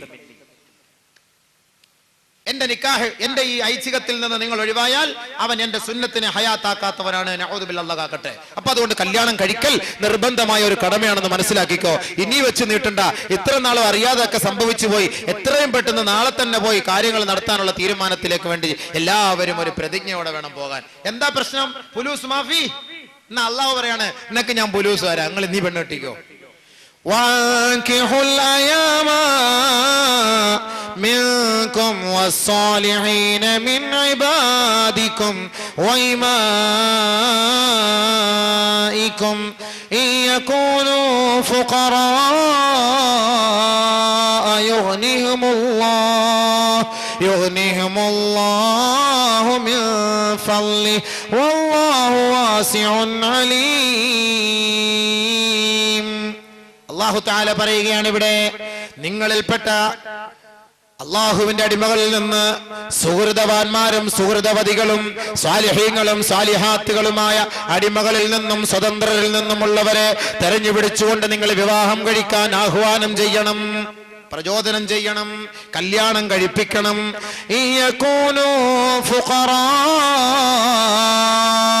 ഒരുപക്ഷെ അവർ സാധുക്കളാണെങ്കിൽ, ദരിദ്രന്മാരാണെങ്കിൽ, അല്ലാഹു അവന്റെ മഹത്തായ ഔദാര്യത്താൽ അവരെ ധന്യതയിലേക്കും സാമ്പത്തിക മേഖലയിലേക്കും തള്ളിവിടുന്നതാണ്. കല്യാണം കഴിച്ചാല് നിങ്ങൾ പണക്കാരനാവുമെന്ന് സാരം. ശരിയാ, ഇന്നത്തെ സാഹചര്യത്തിൽ ഉറപ്പാത്. എല്ലാരും ആഗ്രഹിക്കുന്ന കട ഉണ്ടെങ്കിൽ തീരാൻ ഒരേ ഒരു വഴിയേ ഉള്ളൂ, പെണ്ണ് കെട്ടുക. കാരണം എന്താ, ഇഷ്ടം പോലെ കിട്ടുമല്ലോ. അതിനിപ്പോ എങ്ങനെയാ ഇപ്പൊ കട, നിനക്കിപ്പോ ജോലി വേണ്ടേ? കഷ്ടം. ഒരു വിസിറ്റിംഗ് വിസാല് ദുബായിൽ പോകും, 2-3-4 മാസം കഴിഞ്ഞ് തിരിച്ചു വരും. തിരിച്ചു വന്നിട്ട് ഇപ്പൊ ഫോർ രജിസ്ട്രേഷൻ കാർ സ്കോഡ വരെ ഒരു ദിവസം 2000 റുപ്യ കൊടുത്താൽ വാടകയ്ക്ക് കിട്ടും. അത് ഇങ്ങോട്ട് വന്നെടുക്കും. നോക്കുമ്പോ ചുവന്ന ബോർഡ് ഫോർ സ്കോഡയിലൊക്കെ, അതും എടുത്തോണ്ടാ പെണ്ണ് കാണാൻ പോവാ. ആര് വിസിറ്റിംഗ് വിസ ഇപ്പൊ അവിടെ ക്യാൻസൽ ആയിട്ടാ തിരിച്ചു വരുന്നത്. എന്താ ജോലി? ദുബായിലാ. ദുബായ് എന്ന് കേട്ടാൽ മതി. അവിടെ മുനിസിപ്പാലിറ്റി ആണല്ലോ, ഒന്നും വിഷയമൊന്നുമല്ല. ദുബായ് എന്ന് കേട്ട് കഴിഞ്ഞാൽ മതി. ഇപ്പൊ സ്കോഡായിലല്ലേ വന്നിട്ട് ചെറുക്കം വേണമെങ്കിൽ ഓടിച്ചോണ്ട്, അല്ലെങ്കിൽ ഒരു ടൈ ഒക്കെ ഇട്ട് സൂട്ടൊക്കെ ഇട്ട്, അത് വലിയ പാടാണ്. ഇന്ന് എല്ലാ ഈ ബംഗാളികൾ കൊണ്ടുവന്ന് ഓരോരുത്തർ യൂസ് ചെയ്തത്, യൂസ്ഡ് ഷർട്ട് വിൽക്കുന്ന സ്ഥലമുണ്ട്. ഇതെല്ലാം കിട്ടും സംഭവം. ഇതെല്ലാം അങ്ങോട്ട് വാങ്ങി അങ്ങോട്ട് ഇട്ടിട്ട് ഉഷാറായിട്ട് അങ്ങോട്ട് പോയി ഇവിടത്തേക്ക് പെട്ടെന്ന് പോകും. നിങ്ങളുടെ സ്റ്റാറ്റസിന് നമുക്ക് പറ്റൂല. അല്ല, അത് കുഴപ്പമില്ല, നിങ്ങളുടെ കഴിവനുസരിച്ച് എന്നാൽ മതി. ഞങ്ങൾ അങ്ങനെ ഒന്നും ചോദിക്കാറൊന്നുമില്ല. സ്ത്രീധനമൊന്നും നമുക്ക് അതിൻ്റെ അങ്ങനെ ചോദിച്ചു വാങ്ങലൊക്കെ ഒരു തെറ്റാണല്ലോ. അപ്പോൾ അതുകൊണ്ട് നമുക്ക് വേണ്ട. ചിലരൊക്കെ എന്തെന്നറിയോ, ചോദിക്കാൻ മടിയുള്ളത് കൊണ്ട് ഒരു പെണ്ണ് മാത്രവും പുറമ്പോക്ക് മാത്രമുള്ള സ്ഥലം പോയി നോക്കും. ഒറ്റ പെണ്ണ് ചോദിക്കേണ്ട കാര്യമൊന്നുമില്ലോ. ഈ ഹൈവേയുടെ ഇങ്ങറ്റം മുതൽ അങ്ങറ്റം വരെ, കുറ്റിവട്ടം മുതൽ അങ്ങ് കന്നേറ്റി വരെ ഒക്കെ ഈ പെണ്ണിൻ്റെ പേർക്കാണ്. പിന്നെ അതിനവിടെ ചോദിക്കേണ്ട കാര്യം? നമ്മൾക്ക് ചോദിക്കൊന്നുമില്ല, നിങ്ങൾക്ക് ഇഷ്ടമുള്ളത് അങ്ങോട്ട് കൊടുത്താൽ മതി. ഇവിടെ ചോദ്യമൊന്നുമില്ല. അത് വലിയ ഐഡിയ ആണ്. ഓരോരുത്തർ ഇങ്ങനെ പോയിട്ട് ഇങ്ങനെ എന്ന് കറങ്ങിയൊക്കെ നോക്കും. നല്ല ഒരു കാതലിൽ കയറി പിടിക്കും. അപ്പൊ ചോദ്യമില്ല, ചോദിക്കേണ്ട കാര്യമില്ല. അപ്പൊ ഇങ്ങനെ ബഹുമാനമുള്ള സഹോദരങ്ങളെ, ഇങ്ങനെയൊക്കെ പോകുമ്പോഴത്തേക്ക് വീട്ടുകാരങ്ങോട്ട് മനസ്സിലാവും, നല്ലൊരു ഇതൊക്കെയാണല്ലോ, നമുക്കൊന്ന് ആലോചിച്ചേക്കാം. അപ്പൊ അന്വേഷിക്കും, ഓടിപ്പോയിട്ട് എങ്ങനെയുണ്ട്, അവൻ ദുബായിലായിരുന്നു, വന്നിട്ട് ഇപ്പോൾ ഒരാഴ്ചയായി, വന്ന് വണ്ടിയൊക്കെ എടുത്തു, ഞങ്ങൾക്കറിയില്ല. വാടകയ്ക്ക് വണ്ടി കിട്ടുമെന്നോ, അല്ലെങ്കിൽ ഇവ ഇങ്ങനെയൊക്കെ പെണ്ണുങ്ങടുത്തേ പോയി ചോദിക്കുള്ളൂ. അപ്പൊ പെണ്ണുങ്ങൾക്ക് ഇതൊക്കെ ശരിയോ, ദുബായിൽ നിന്ന് വന്ന വരക്കോ കണ്ടില്ലേ. അപ്പൊ ഇത് പെതുക്കെ പെട്ടെന്ന് നല്ലൊരു ആലോചനയൊക്കെ വന്ന് അൽഹംദുലില്ലാഹ് അവന്റെ കടവും കാര്യങ്ങളും എല്ലാം എടുത്ത് കല്യാണമൊക്കെ കഴിയുമ്പോഴത്തേക്ക് വണ്ടി വിൽക്കാൻ പോവാ. അതെന്താ വണ്ടി വിൽക്കാൻ ഇവിടെ കിടക്കട്ടെ, എൻ്റെ അനിയന്മാരൊക്കെ ഇല്ല, ഇത് സ്കോഡായ ഒരു ഗ്ലാസ് സൈഡ് ഗ്ലാസ് പൊട്ടിയാലേ ഈ 18,000 രൂപയായി അതിൻ്റെ വില. എൻ്റെ അനിയന്മാർ മുടക്കുമോ, അവന് റീചാർജ് ഇറക്കാൻ പൈസ ഇല്ലായിരിക്കുന്നതിൻ്റെ അടുത്ത് ഇങ്ങനെ മുടക്കിയ അതുകൊണ്ട് നമുക്ക് വിറ്റിട്ട് പോകാം, ഞാൻ വന്നിട്ട് വീണ്ടും എടുത്തോളാം. പാവം അറിയുമോ ഇത് വാടകയ്ക്ക് എടുത്താന്നില്ലെങ്കിൽ വാടകക്കാരൻ വന്ന് ഹൽക്കന് പിടിക്കൂലേ. അപ്പൊ ഇത് കൊടുത്തിട്ട് മൂപ്പിലാൻ കയറി അങ്ങോട്ട് പോകും. അല്ലെങ്കിൽ അടുത്ത സ്ഥലത്തേക്ക് ഒരു വിസ എടുത്തിട്ട് പോകും. അപ്പൊ ഇതൊക്കെയാണ് ഇന്ന് നമ്മൾ നടക്കുന്നത്. അങ്ങനെ ആളിന്റെ അവസ്ഥകളെ കുറിച്ച് മനസ്സിലാക്കാതെ, തിരക്കാതെ ഒരു പെണ്ണിനെ പിടിച്ച് അങ്ങോട്ട് ഏൽപ്പിച്ചു കൊടുക്കുക, പിന്നെ അങ്ങോട്ട് ഇടങ്ങേറുവാവുക. അതുകൊണ്ട് ബഹുമാനമുള്ള സഹോദരങ്ങളെ, കല്യാണം കഴിക്കുന്നതിന് മുമ്പ് നിങ്ങൾ ആലോചിക്കണം, മനസ്സിലാക്കണം. തീർച്ചയായും അവന്റെ സ്വഭാവം, അവളുടെ സ്വഭാവം, അവളുടെ കുടുംബ മഹിമ, ഇവിടെ ഇതിനെക്കുറിച്ചെല്ലാം വ്യക്തമായ ഒരു ധാരണ ഉണ്ടാക്കിയിട്ട് വേണം നിങ്ങൾ വിവാഹ ജീവിതത്തിലേക്ക് കടക്കാൻ. അത് ഇസ്ലാം പഠിപ്പിക്കുന്ന കാര്യമാണ്. അത് മനസ്സിലാക്കണം. അത് ബഹുമാനപ്പെട്ട ദാവൂദ് നബി അലൈഹി സ്വലാത്തു വസ്സലാമിന്റെ അടുക്കൽ ഒരാൾ വന്നിട്ട് ചോദിക്കാൻ, ഇസ്തശാറ റജുലുൻ ഫീ ദാവൂദ ഫി തസ്വീജ്, കല്യാണത്തിന്റെ വിഷയത്തിൽ ദാവൂദ് നബി അലൈഹി സ്വലാത്തു വസ്സലാമിന്റെ അടുക്കലേക്ക് ഒരാൾ വന്നിട്ട് ആലോചിച്ചു, ഇതുപോലെ ഒരു കല്യാണം കഴിക്കുന്ന കാര്യം അന്വേഷിക്കാനാണ്, എന്താണ് അഭിപ്രായം? ബഹുമാനപ്പെട്ട ദാവൂദ് നബി അലൈഹി സ്വലാത്തു വസ്സലാം പറഞ്ഞു, സൽ സുലൈമാന, സുലൈമാനായ എന്റെ മോന്റെ അടുത്ത് ചോദ്യര്. സുലൈമാൻ നബി അലൈഹി സ്വലാത്തു വസ്സലാമിന്റെ അവസ്ഥ എപ്പോഴാ? വഹു അബ്നു സബഇ സിനീൻ, 7 വയസ്സ്. വഹു അബ്നു സബഇ സിനീൻ, 7 വയസ്സ് പ്രായമായുള്ളൂ. ആര്? സുലൈമാൻ നബി അലൈഹി സ്വലാത്തു വസ്സലാം. 7 വയസ്സ്. വഹു യൽഅബു മഅ സബിയാൻ, അവൻ കുട്ടികളായിട്ട് ഇങ്ങനെ കളിച്ചോണ്ടിരിക്കുകയാണ്. ആ ചങ്ങാതി അടുക്കൽ പോയിട്ട് ചോദിക്കാൻ, കല്യാണം കഴിക്കാൻ, ഞാൻ കല്യാണം കഴിക്കാൻ പോകുന്നു, 7 വയസ്സുകാരൻ ചെറുക്കൻ്റെ അടുക്കൽ പോയി ചോദിക്കാൻ വാപ്പ് പറഞ്ഞു വിടുകയാണ്. എന്തായാലും ഒരു പ്രവാചകന്റെ വാക്കാണല്ലോ, പോകണമല്ലോ. അദ്ദേഹം പോയി ആ ചെറുക്കനെ കണ്ടുപിടിച്ചു, സുലൈമാൻ നബി അലൈഹി സ്വലാത്തു വസ്സലാമിനെ. അപ്പൊ നോക്കിയപ്പോ സുലൈമാൻ നബി അലൈഹി സ്വലാത്തു വസ്സലാം ഇല്ല, കുതിരയും ആനയൊക്കെ കളിക്കുന്ന പോലെ യർക്കബ് മാസബിയാൻ, ഒരുത്തന്റെ കൂടെ അപ്പൊ ഇങ്ങനെ കയറി കുതിര കളിച്ചോണ്ടിരിക്കുക, ഒന്നിന്റെ മോളി ഒന്നായിട്ട് ഇങ്ങനെ ആട്ടിൽ വിളിച്ചു, മോനെ ഞാൻ പെണ്ണ് കെട്ടാൻ ആഗ്രഹിക്കുന്നു, എന്താണ് അഭിപ്രായം? നാണമുണ്ട്, ലജ്ജയുണ്ട്, എങ്കിലും അദ്ദേഹം പറഞ്ഞു വിട്ടാണല്ലോ, ചോദിക്കാതിരിക്കാൻ പറ്റുമല്ലോ. ഞാൻ കല്യാണം കഴിക്കാൻ ആഗ്രഹിക്കുന്നുണ്ട്, എന്താണ് അപ്പൊ അഭിപ്രായം? കല്യാണം കഴിക്കാൻ ആഗ്രഹിക്കുന്നുണ്ടല്ലേ? ബഹുമാനപ്പെട്ട സുലൈമാൻ നബി അലൈഹി സ്വലാത്തു വസ്സലാം പറഞ്ഞു, അലൈക ബിൽ ഫില്ലത്തിൽ ബൈളാ, അലൈക ബിൽ ഫില്ലത്തിൽ ബൈളാ അവിൽ അഹ്മർ. ബഹുമാനപ്പെട്ട സുലൈമാൻ നബി അലൈഹി സ്വലാത്തു വസ്സലാം പറഞ്ഞു, നല്ല വെള്ളയെയും വെള്ളിയെയും, നല്ല വെളുപ്പുള്ള തൂവെള്ളയായ വെള്ളിയെയും നല്ല ചുവന്ന സ്വർണത്തെയും നീ മുറുകെ പിടിച്ചുകൊള്ളുക. അലൈക ബിദ്ദഹബിൽ അഹ്മർ വൽ ഫില്ലത്തിൽ ബൈളാ, നല്ല സ്വർണം, നല്ല ചുവന്ന സ്വർണം, നല്ല വെളുത്ത വെള്ളി, ഇതിനെ നീ മുറുകെ പിടിക്കുക. വഹ്ദർ, നീ ഒഴിവാക്കുക. അൽ ഫറസ, കുതിരയെ ഒഴിവാക്കുക. ഒരു പിടുത്തവും കിട്ടിയില്ല. ഇങ്ങനെയൊക്കെ പറഞ്ഞ വലം യഫ്വം, അദ്ദേഹം ഒന്നും മനസ്സിലായില്ല. ഇതെന്ത് വെള്ളിയും സ്വർണവും ഒക്കെ, അത് കല്യാണം ആലോചിച്ചിട്ട് എടുക്കുന്ന കാര്യമല്ലേ, വെള്ളിയും സ്വർണവും ഒക്കെ. ഇതൊന്നും ഒന്നും പിടികിട്ടിയില്ല. ഇദ്ദേഹം നേരെ പോയി സുലൈമാൻ നബി അലൈഹി സ്വലാത്തു ദാവൂദ് നബി അലൈഹി സ്വലാത്തു വസ്സലാം അടുക്കലേക്ക് പോയി. ദാവൂദ് നബി അലൈഹി സ്വലാത്തു വസ്സലാം ഞാനിങ്ങനെ പോയി മകനോട് ചോദിച്ചു. മകൻ പറഞ്ഞു, അലൈക ബിദ്ദഹബിൽ അഹ്മർ വൽ ഫില്ലത്തിൽ ബൈളാ വഹദറിൽ ഫറസ എന്നൊക്കെ ഇങ്ങനെ പറഞ്ഞു. എനിക്കൊരു പിടുത്തവും കിട്ടിയില്ല. ശരി, അത് മതി, എനിക്ക് അലൈക ബിദ്ദഹബിൽ അഹ്മർ എന്ന് പറഞ്ഞാൽ കന്യകയെ നീ തെരഞ്ഞെടുക്കുക എന്നർത്ഥം.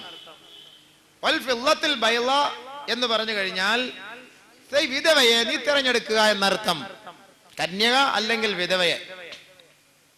അതല്ലാത്ത വഹദറിൽ വമാ വറാഅഹുമാ, ഇത് രണ്ടുമല്ലാത്തത് കോഷ്ടി കാണിക്കുന്ന കുതിരയാണ് എന്നർത്ഥം. ഒന്നുകിൽ വിധവ അല്ലെങ്കിൽ കന്യക എന്ന് പറഞ്ഞാൽ, ബഹുമാനമുള്ള സഹോദരങ്ങളെ, ദീനിയായ നിലയിൽ ചിട്ടയോടുകൂടി ജീവിക്കുന്ന ഒരു ഭർത്താവിനെ മനസ്സിലാക്കുന്ന, ഒരു കുടുംബ ജീവിതത്തെ കുറിച്ച് എല്ലാ ബോധവുമുള്ള പെണ്ണായിരിക്കണം നീ തിരഞ്ഞെടുക്കേണ്ടത്. അതല്ലാത്ത പെണ്ണിനെ നീ തിരഞ്ഞെടുത്താൽ കോഷ്ടി കാണിക്കുന്ന കുതിരയായി മാറും.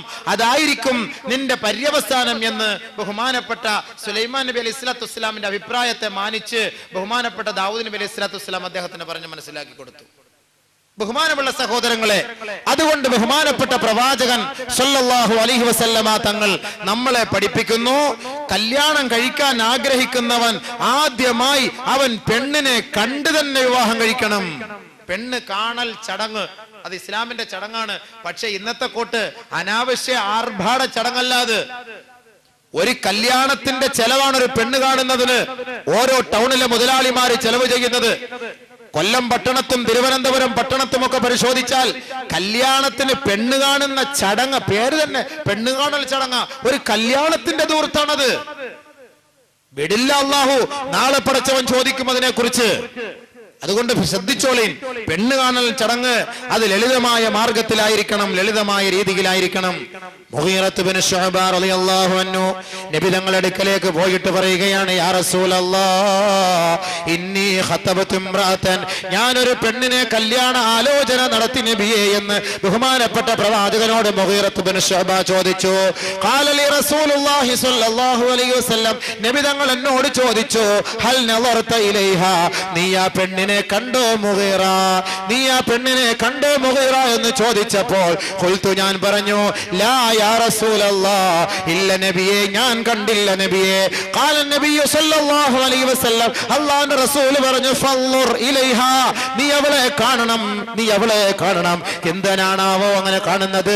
ഫഇന്നഹു അഹ്റാ അയ്യൂദമ ബൈനകുമാ, ദാമ്പത്യ ജീവിതം രൂഢമൂലമാകുന്നതിന് വേണ്ടി പെണ്ണ് കാണൽ ചടങ്ങ് അത്യന്താപേക്ഷിതമാണ്.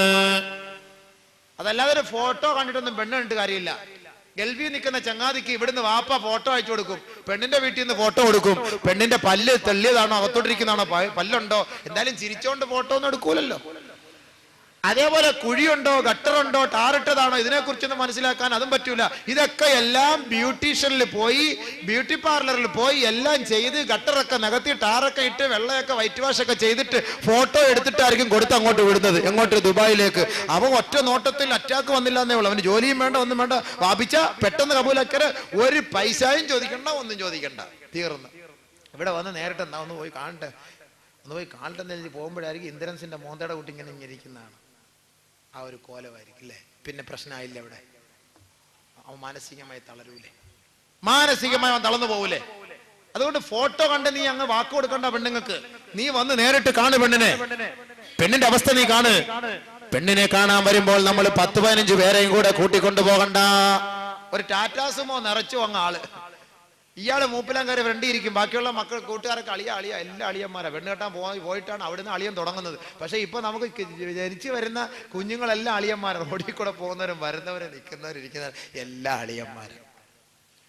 പണ്ട് ഒരു പെണ്ണിനെ കെട്ടിയ പെണ്ണിന്റെ ആങ്ങൾ അങ്ങോട്ടും ഇങ്ങോട്ടൊക്കെ അളിയ എന്നൊക്കെ പറയും. ഇപ്പൊ എല്ലാരും അളിയന്മാർ.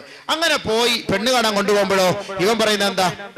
അളിയ, ഞാൻ മുഖത്തോട്ടേ നോക്കാൻ പറ്റുള്ളൂ, നീ ബാക്കിയുള്ള ഭാഗത്തോട്ടൊക്കെ നീ നോക്കണം, എനിക്കൊന്നും അറിയാൻ പറ്റത്തില്ല. അതുകൊണ്ട് ഞാൻ പെണ്ണിൻ്റെ അടുത്ത് മാത്രം ഒന്ന് ചോദിക്കും പേരൊക്കെ, അല്ല നമുക്കൊന്നും ചോദിക്കാൻ പറ്റൂലല്ലോ. അപ്പൊ മുടി എത്രയുണ്ട്, ഒപ്പൂറ്റിയൊക്കെ വെടിച്ചു കീറിയതാണോ, അവള് കാലൊക്കെ തേച്ച് കഴുകുന്നവളാണോ, ഇത്യാദി കാര്യങ്ങളൊക്കെ നീ നോക്കണം. ബാക്കിയുള്ള പറഞ്ഞ് നിരത്തിയിരിക്കുക, നാണമില്ലേ?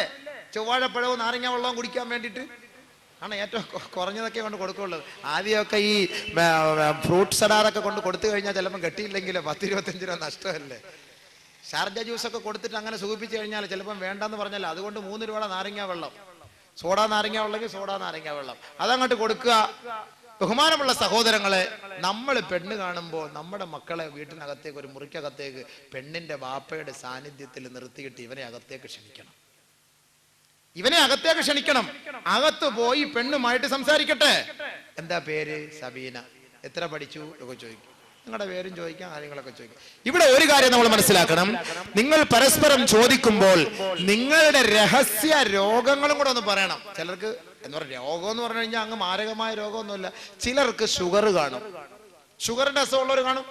ചിലർക്ക് ഈ ജന്നിയുടെ ഒക്കെ അസുഖം, അപസ്മാരം, ഇതുപോലുള്ള രോഗങ്ങളെ കാണും. ഇതിനൊക്കെ മരുന്ന് കഴിച്ച് ഇങ്ങനെ പിടിച്ചു നിർത്തിയിരിക്കുന്നവരായിരിക്കും. അപ്പൊ ഇത് പെട്ടെന്ന് പറഞ്ഞാൽ കല്യാണം നടക്കൂല.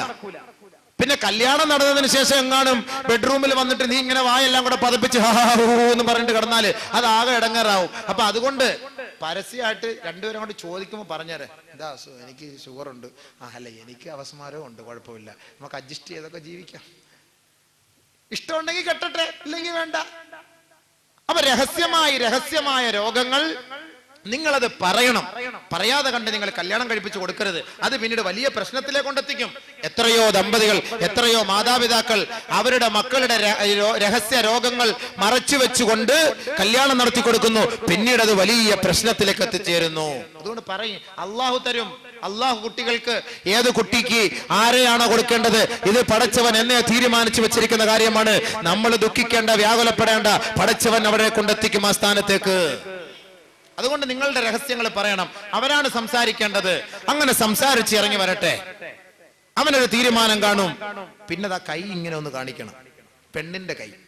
പെണ്ണിന്റെ കൈ ഇങ്ങനെ കാണിച്ചു കഴിഞ്ഞാൽ ഈ കൈത്തണ്ട ഇങ്ങനെ കൈയുടെ മുകൾ ഭാഗം കാണുമ്പോൾ പെണ്ണിന്റെ ശരീരത്തിന്റെ വടിവം, ആകാര സൗഷ്ഠവത്തെ കുറിച്ച് മനസ്സിലാക്കാൻ കഴിയും. മെലിഞ്ഞതാണോ കൊഴുത്തതാണോ എന്നൊക്കെ ഒന്ന് അറിയാൻ വേണ്ടി ഇതിങ്ങനെ കാണിക്കണമെന്ന് ഇസ്ലാം പഠിപ്പിക്കുന്നു. അതേപോലെ തിരിച്ചു കാണിച്ചാൽ ഈ പെണ്ണിന്റെ മനസ്സിന്റെ സന്തുലിതാവസ്ഥ, മാനസിക സൗന്ദര്യം, മാനസിക ഐശ്വര്യം, ഇവളുടെ സ്വഭാവ മഹിമ എത്രത്തോളം ഉണ്ട് എന്ന് ഈ കൈയുടെ വെള്ളം നോക്കിയാലും മനസ്സിലാക്കാൻ കഴിയും. അതിനിങ്ങനെ ഒന്ന് കാണിക്കണം. ഇത് ഇസ്ലാം പഠിപ്പിക്കുന്ന. ഇതൊന്നും ആരോ നോക്കുക, കാലൊക്കെ കൈയൊക്കെ ഇങ്ങനെ കാണരുത്, കാലി ഇങ്ങനെ ഇതൊക്കെ ആരെങ്കിലും നോക്കുക. അതാ പറഞ്ഞത്, തുടക്കത്തിലേ പൊട്ടി. അതാണ് കുടുംബ പ്രശ്നം ശരിയാവാത്തത്. ഇസ്ലാമിക നിയമങ്ങൾ നമ്മൾ പാലിക്കപ്പെടാത്തതിന്റെ പേരിലാണ് ആകമൊത്തം പ്രശ്നങ്ങൾ. ഇനിയെങ്കിലും പാലിക്കാൻ അള്ളാഹു തൗഫീഖ് നൽകട്ടെ. ഇനിയിപ്പോ എന്തോ നോക്കാനെ, കെട്ടി 5-6 മക്കളുമായി ഒന്നുമില്ല, പെണ്ണുമ്പിള്ളയുടെ കൈ രാത്രി പോയി പിടിച്ചു വെച്ച് നോക്ക് എങ്ങനെ ഉണ്ടെന്ന്. ഇനിയെങ്കിലും നീ നന്നാവ് പെണ്ണെ, നീ ഇത്ര നാളും ഇങ്ങനെ ആയി പോയി, എന്റെ കഴുത്തണ്ട കണ്ടാലേ അറിയാം നീ ശരിയല്ല എന്ന്. ഇനിയെങ്കിലും നീ ഒന്ന് നന്നാവൂ എന്നൊക്കെ എങ്കിലും ഒന്ന് ചുമ്മാ കൈക്ക് പിടിച്ചൊന്ന് പറഞ്ഞാരെ. അല്ലാഹ് രാവിലെ ചായ ഇട്ട് തരൂല. അപ്പൊ അത് നോക്കണം, പെണ്ണ് കാണണം. ഇന്ന് റസൂലുള്ളാഹി സ്വല്ലല്ലാഹു അലൈഹി വസല്ലം തങ്ങൾ പറഞ്ഞു, നീ തിരഞ്ഞെടുക്കേണ്ടത് ഈ കന്യകയായ പെണ്ണിനെയാണ്. അലൈക്കും ബിൽ അബ്കാർ ഫഇന്നഹുന്ന അഅദബു അഫ്വാഹാ വഅൻതഖു അർഹാമാ വഅർളാ ബിൽ യസീർ. കന്യകയായ പെണ്ണിനെയാണ് നീ തിരഞ്ഞെടുക്കേണ്ടത്. എന്താണാവോ, കന്യകയായ പെണ്ണിന് മാത്രമേ മധുരത്തിന്റെ ഭാഷ സംസാരിക്കാൻ കഴിയൂ. അവൾ മധുരഭാഷിണികളാണ്. അവൾ കൂടുതൽ പ്രസവിക്കുന്നവളാണ്. അവൾ അല്പം കൊണ്ട് തൃപ്തി അടയുന്നവളുമാണ്. കൂടുതൽ പ്രസവിക്കണം. തനാകഹു തവാലദു തകാസറു ഫഇന്നി ഉബാഹി ബികുമുൽ ഉമമ യൗമൽ ഖിയാമ. നമ്മൾ നിക്കാഹിന്റെ സദസ്സിൽ ഓതുന്ന ഹദീസാണ് ഇതൊക്കെ. നിങ്ങൾ വിവാഹം കഴിക്കിൻ, പ്രസവിക്കിൻ, അധികരിപ്പിക്കിൻ. നബി സല്ലല്ലാഹു അലൈഹി വസല്ലം തങ്ങൾ പറയാണ്, എന്റെ ഉമ്മത്തിന്റെ ആധിക്യം കണ്ടുകൊണ്ട് ഞാൻ സ്വർഗത്തിൽ സന്തോഷിക്കട്ടെ. മഹ്ശറിൽ ഞാൻ സന്തോഷിക്കട്ടെ. 950 വർഷക്കാലം പ്രബോധനം ചെയ്ത നൂഹ് നബി അലൈഹി സ്വലാത്തു വസ്സലാമിന് പോലും വളരെ തുച്ഛമായ ജനതകളെ മാത്രമാണ് വാർത്തെടുക്കാൻ കഴിഞ്ഞത്. കേവലം 23 വർഷക്കാലത്തെ പ്രബോധനത്തിൽ ബഹുമാനപ്പെട്ട പ്രവാചകൻ സല്ലല്ലാഹു അലൈഹി വസല്ലമ തങ്ങൾക്ക് കോടിക്കണക്കിന് ജനങ്ങളെ വാർത്തെടുക്കാൻ കഴിഞ്ഞു. അതുകൊണ്ട് 1-ലോ 2-ലോ നിങ്ങൾ സ്റ്റാപ്ലർ അടിച്ച് സ്റ്റോപ്പ് ചെയ്തേക്കല്ലേ, നിങ്ങൾ അങ്ങോട്ട് പ്രസവിച്ചോളി. ഏത് കുട്ടിയാണ് നമുക്ക് പ്രയോജനം ചെയ്യുന്നത് എന്നറിയില്ല. 10 മക്കൾ കാണും, ചിലപ്പോ ഒരുത്തനെ കൊണ്ടേ ഗുണം കാണുള്ളൂ. ഈ വാപ്പാക്കും ഉമ്മാക്കും ഒരുത്തനെ കൊണ്ടേ ഗുണം കാണുള്ളൂ. അതുകൊണ്ട് ബഹുമാനമുള്ള സഹോദരങ്ങളെ, നബി സല്ലല്ലാഹു അലൈഹി വസല്ലം തങ്ങൾ പറഞ്ഞതാണ്, കന്യക കൂടുതൽ പ്രസവിക്കും. ജാബിർ റളിയല്ലാഹു അൻഹു റിപ്പോർട്ട് ചെയ്യുന്ന ഹദീസ്, ഹീന സമിഅ ബിതസവ്വുജിഹി, നബി തങ്ങൾ ജാബിറിന്റെ വിവാഹത്തെ കുറിച്ച് അറിഞ്ഞപ്പോൾ ഫഖാല ലഹു, ജാബിറിനോട് ചോദിച്ചു നബി തങ്ങൾ, ഫഹല്ലാ ബിക്റാ, ജാബിർ ഒരു വിധവയായ പെണ്ണിനെയാണ് കല്യാണം കഴിച്ചത്. ജാബിർ റളിയല്ലാഹു തആല അൻഹു കല്യാണം കഴിച്ച കാര്യം നബി തങ്ങൾ അറിഞ്ഞപ്പോൾ നബി സല്ലല്ലാഹു അലൈഹി വസല്ലം തങ്ങൾ ചോദിച്ചു, ഫഹല്ലാ ബിക്റാ, ഒരു വിർജിൻ ലേഡിയെ ആയിക്കൂടായിരുന്നോ, ഒരു കന്യക ആയിക്കൂടായിരുന്നോ? പരസ്പരം വിനോദം പങ്കിടാമായിരുന്നല്ലോ. ബൈക്കിലൊക്കെ വെച്ച് ഐസ്ക്രീം ഒക്കെ തിന്ന് ഒരു കപ്പലണ്ടിയൊക്കെ വാങ്ങി അവിടെ ബീച്ചിന്റെ സൈഡിലൊക്കെ പോയിരുന്ന് ഇങ്ങനെ ഇത്തിരിയൊക്കെ കളിതമാശകളൊക്കെ പറയാൻ കന്യകയായിരുന്നെങ്കിൽ കൊള്ളാമായിരുന്നല്ലോ. ഇപ്പൊ വിധവയാണെങ്കിലോ അത് പറ്റുമോ? ഒരു കല്യാണം കഴിഞ്ഞ് അവരുടെ ദാമ്പത്യ ജീവിതമൊക്കെ കുറച്ചൊക്കെ അവരുടെ പകുതി മുക്കാലും ഒക്കെ ആസ്വദിച്ചത് ഇനി എങ്ങനെയാണ്? അപ്പൊ അങ്ങനെ ഒരു തോന്നൽ ഉണ്ടായേക്കാം. അതുകൊണ്ട് ബഹുമാനമുള്ള സഹോദരങ്ങളെ, കന്യകയെ നിങ്ങൾ വിവാഹം കഴിക്കാൻ പ്രവാചകൻ ഉത്ബോധന നൽകുന്നു. ഇനി പെണ്ണ് കണ്ട് ഉറപ്പിച്ചു, കന്യക. ഈ പെണ്ണിനെ നമുക്ക് പിന്നെ കാണാവോ? ചിലർ ഈ പെണ്ണിനെയൊക്കെ കണ്ടതിന് ശേഷം ഉണ്ടല്ലോ, ഒരു മൊബൈലിലൂടെ കൊടുത്തിട്ട് അങ്ങോട്ട് പോകും. വിളിയോടെ വിളി വിളി വിളി വിളി വിളി, രാത്രിയും പകലും ഇല്ലാത്ത വിളി. ഈ 6 മാസത്തെ വിളി കഴിഞ്ഞ് 7ാമത്തെ മാസം പെണ്ണിന്റെ ചെറുക്കന്റെ വാപ്പ പറയുന്നു, മോനെ അത് തുക കുറവാട കുട്ടാ, ഞാൻ നല്ല തുകയുള്ളവരെ ഒപ്പിച്ചു വെച്ചിട്ടുണ്ട്, നല്ല സൗന്ദര്യമുണ്ട്, അതങ്ങോട്ട് ഒഴിവാക്കിയാരെ മോനെ. 6 മാസത്തെ ഫോൺ വിളിയും പോയി. റീചാർജ് പോകുമ്പോൾ ഇവിടുന്ന് ചാർജ് ചെയ്ത് അങ്ങോട്ട് കൊടുക്കുക, അങ്ങോട്ട് ഇങ്ങോട്ട് എന്നെ വിളിക്കണേ. ഇനി വിളിച്ചില്ലെങ്കിൽ പൈസ ഇല്ലെങ്കിൽ മിസ് കാൾ തന്നാൽ മതി, ഞാൻ വിളിച്ചോളാം അങ്ങോട്ട്. നമുക്ക് അങ്ങനെ അത് ഹലാലാവോ സുഹൃത്തെ? നമുക്ക് ഈ പെണ്ണിനെ ഹലാലാക്കി തന്നോ? ഇല്ലല്ലോ. ഒന്ന് കണ്ടു സംസാരിച്ചു എന്നുള്ളതല്ലാതെ ഈ പെണ്ണിനെ നമുക്ക് ഹലാലാക്കി തന്നിട്ടില്ല. ഈ പെണ്ണ് നമുക്ക് ഹലാലായാൽ മാത്രമേ ഈ പെണ്ണുമായി സംസാരിക്കാൻ അനുവാദമുള്ളൂ. ഇന്നങ്ങോട്ട് വിളിക്കലല്ലേ. ഗൾഫിൽ നിന്നൊരു സഹോദരൻ വിളിച്ചു, ഞാനോട് ബന്ധമുള്ള ഒരു സഹോദരനെ പറയാണ്, ഞാൻ 15,000 റിയാലിന് വിളിച്ചു ഉസ്താദെ 6 മാസം കൊണ്ട്. ഓ വലിയ സന്തോഷത്തോടെ അറിയാം. 15,000 റിയാൽ 2-2.25 ലക്ഷം റുപ്യ. പടച്ചവന് ഹൈവേയുടെ സൈഡിലങ്ങനെ 1 സെന്റ് വസ്തു വാങ്ങിയിട്ടിരുന്നെങ്കിൽ 10 ലക്ഷം റുപ്യക്ക് ഇപ്പൊ വിൽക്കായിരുന്നു. ഈ പെണ്ണിനെ സംസാരിച്ചിട്ട് എന്താ കാര്യ? സംസാരിച്ചു കഴിഞ്ഞ് 6-7 മാസം സംസാരിച്ച് കല്യാണം കഴിഞ്ഞ് ഇനി എന്തോ സംസാരിക്കാനാ? ഉള്ളതെല്ലാം നമ്മൾ നേരത്തെ സംസാരിച്ചല്ല. ഇനിയിപ്പോ ഒരു കാര്യം ചെയ്യും, നാളെ മലക്കറി വേണോ, പച്ചക്കറി വേണോ, ചാള വേണോ, മീൻ വേണോ, എന്താ നാളത്തെ കാര്യം, അടുക്കളയുടെ കാര്യം വല്ലതും ചർച്ച ചെയ്യും. ബാക്കിയെല്ലാം തീർന്ന് സംസാരിച്ച് കഴിഞ്ഞ് 2 ലക്ഷം റുപ്യക്ക് സംസാരിച്ച് കഴിഞ്ഞ് ഇനിയിപ്പോ വല്ല കഴുകല് പറിക്കല് അതുപോലുള്ള കാര്യങ്ങളൊക്കെ ആയിട്ട് ബന്ധപ്പെട്ട് നടക്കട്ടെ. അതൊക്കെ തന്നെ പിന്നെ ഉള്ളതല്ല അല്ലേ? അല്ലാഹു അക്ബർ. അതുകൊണ്ട് നിങ്ങൾ അങ്ങനെ സംസാരിച്ച് നിങ്ങളുടെ ആ ഒരു ദാമ്പത്യ ജീവിതത്തിന്റെ മധുരം, ആ ഒരു സന്തോഷം അത് നിങ്ങൾ നഷ്ടപ്പെടുത്തരുത്, അത് കളയരുത്, അത് പിന്നീടത്തേക്ക് വേണ്ടി ബാക്കി വെക്കും. അതുകൊണ്ട് അങ്ങനെ കല്യാണം കണ്ട് ആലോചിച്ച് ഖുതുബ നടത്തി പെണ്ണിന്റെ വാപ്പയുടെ കൈക്ക് പിടിച്ച് നിന്റെ കൈക്ക് പിടിച്ച് യോജിപ്പിച്ച് നിനക്ക് ഹലാലാക്കി തരുന്നത് വരെ ഈ പെണ്ണുമായിട്ട് നിനക്ക് ചങ്ങാത്തം വേണ്ട. പിന്നെ കാണണമെന്ന് തോന്നുമ്പോ ഒന്ന് കാണാം. ജാബിർ റളിയല്ലാഹു അൻഹു പറഞ്ഞു, നബിയേ ഖതബതു ഇംറഅത, ഞാനൊരു പെണ്ണിനെ കണ്ടു, ഫകുന്തു അതഖബ്ബഉ ലഹാ, ഞാൻ അത് ഗോപ്യമാക്കി വെച്ചിരിക്കുകയാണ് നബിയേ, ഒളിപ്പിച്ചു വെച്ചിരിക്കുക. ഇടയ്ക്കൊന്നും ഞാൻ പോയി അവളെ കാണാതെ ഞാൻ കാണും, കുഴപ്പമുണ്ടോ? നബി തങ്ങളോട് ചോദിച്ചു. നബി സല്ലല്ലാഹു അലൈഹി വസല്ലം തങ്ങൾ പറഞ്ഞു, ഇദാ ഖതബ അഹദുകും ഇംറഅതൻ ഫലാ ജുനാഹ അലൈഹി അൻ യൻളുറ ഇലൈഹാ വഇൻ കാനത് ലാ തഅലം. നിങ്ങൾ ഏതെങ്കിലും ഒരു പെണ്ണിനെ കല്യാണ ആലോചന നടത്തിയാൽ അവൾ കാണാതെ അവളെ പോയി കാണുന്നത് കൊണ്ട് കുഴപ്പമില്ല. സ്കൂളിലേക്കോ കോളേജിലേക്കോ വരുന്ന വഴിയിൽ നമ്മൾ ബൈക്ക് എവിടെയെങ്കിലുമൊക്കെ സൈഡിൽ കൊണ്ടുവച്ചിട്ട് അങ്ങ് പോകുമ്പോൾ അളിയ അതുകൊണ്ട് നമ്മൾ കാണണം, ഒപ്പിച്ച് കാണിച്ചു കൊടുക്കല, അളിയ ദോ അത് എങ്ങനെയുണ്ട്, കൊള്ളാം അളിയ. അങ്ങനെയാണ് ഇവ മറ്റൊരാളുടെ അടുത്താ ചോദിക്കുന്ന അഭിപ്രായങ്ങൾ മൊത്തം. അപ്പൊ ഇവൻ രഹസ്യമായിട്ട് പോയി കാണാം. വൈൻ കാനത്തിലാത്ത ആലം, അവൾ അറിയില്ല എങ്കിലും. അപ്പൊ അങ്ങനെയാണ്. അൽഹംദുലില്ലാഹ് അത്യാവശ്യം ഇത്രയൊക്കെ മതി. പിന്നെ കല്യാണം ആലോചിച്ചുകൊണ്ടിരിക്കുമ്പോ വേറെ ഒരാള് ഒരു ഇടങ്കോലിട്ടോണ്ടൊരു കല്യാണ ആലോചന ആ വീട്ടിലേക്ക് നടത്താവോ? ഇസ്ലാമിക മാനദണ്ഡം എന്താണ്? ഒരാളൊരു കല്യാണ ആലോചന നടത്തി, രണ്ടാലൊന്ന് തീരുമാനമായില്ല, ഒന്നുകിൽ ഈ കല്യാണത്തിൽ ഞങ്ങൾ ഉറപ്പിച്ചു കഴിഞ്ഞു, ഇല്ല എങ്കിൽ ഞങ്ങൾ പിന്നീട് ആലോചിക്കാം എന്ന് പറഞ്ഞ് നിർത്തിയിരിക്കുകയാണ്. ഒരാഴ്ച കഴിയട്ടെ, 2 ആഴ്ച കഴിയട്ടെ എന്ന് പറഞ്ഞ് നിർത്തിയിരിക്കുകയാണ്. ഇങ്ങനത്തെ സാഹചര്യത്തിൽ അതിന് ഇടയ്ക്കോട്ട് വിടും പിന്നെ നമ്മൾ ഒരു ആലോചന നടത്താമോ? ഇല്ല. ഖാല നബി സല്ലല്ലാഹു അലൈഹി വസല്ലം, അല്ലാഹുവിന്റെ റസൂൽ പറയുന്നു, അൽ മുഅ്മിനു അഖുൽ മുഅ്മിൻ, മുഅ്മിനീങ്ങൾ പരസ്പര സഹോദരങ്ങളാണ്. മുഅ്മിനീങ്ങൾ പരസ്പര സഹോദരങ്ങളാണ്. ഒരു മുഅ്മിൻ അടുത്ത മുഅ്മിന്റെ സഹോദരനാണ്. ഫലാ ജുനാഹ അലൈഹി അൻ യഖ്തുബ ഖുത്ബത അഖീഹി ഹത്താ യദറ. ഒരു മുഅ്മിനെ അപേക്ഷിച്ചിടത്തോളം അവന് യോജിച്ച കാര്യമല്ല. ഫലാ ജുനാഹ അലൈഹി അൻ യഖ്തുബ അലാ ഖുത്ബതി അഖീഹി. ഒരു സഹോദരൻ കല്യാണ ആലോചന നടത്തിക്കൊണ്ടിരിക്കുന്ന വീട്ടിൽ അതിനെ അതിക്രമിച്ച് കയറി മറ്റൊരാള് കല്യാണ ആലോചന നടത്തുക എന്നുള്ളത് ശരിയല്ല. ഹത്താ യദറ, ആദ്യത്തെ ആ ഒരു കാര്യം, ആ ചർച്ച ഉപേക്ഷിക്കുന്നത് വരെ, ആദ്യത്തെ ആ ഒരു ആലോചന അവർ ഉപേക്ഷിക്കുന്നത് വരെ നിങ്ങൾ അതിനെ അതിര് കടന്നുകൊണ്ട് അതിക്രമിച്ചുകൊണ്ട് രണ്ടാമതൊരു കല്യാണം അതിനിടയ്ക്ക് ആലോചിക്കാൻ പാടില്ല. നബി സല്ലല്ലാഹു അലൈഹി വസല്ലം. ബഹുമാനമുള്ള സഹോദരങ്ങളെ, ഏകദേശമൊക്കെ നമുക്ക് പൂർണ്ണമായ നിലയിൽ ഇതൊക്കെ പറഞ്ഞു പോകുവാണെങ്കിൽ ഒരുപാട് സമയം നമുക്ക് വേണ്ടി വരും. നമുക്ക് സമയം വളരെ കുറച്ച് മാത്രമേ ഉള്ളൂ.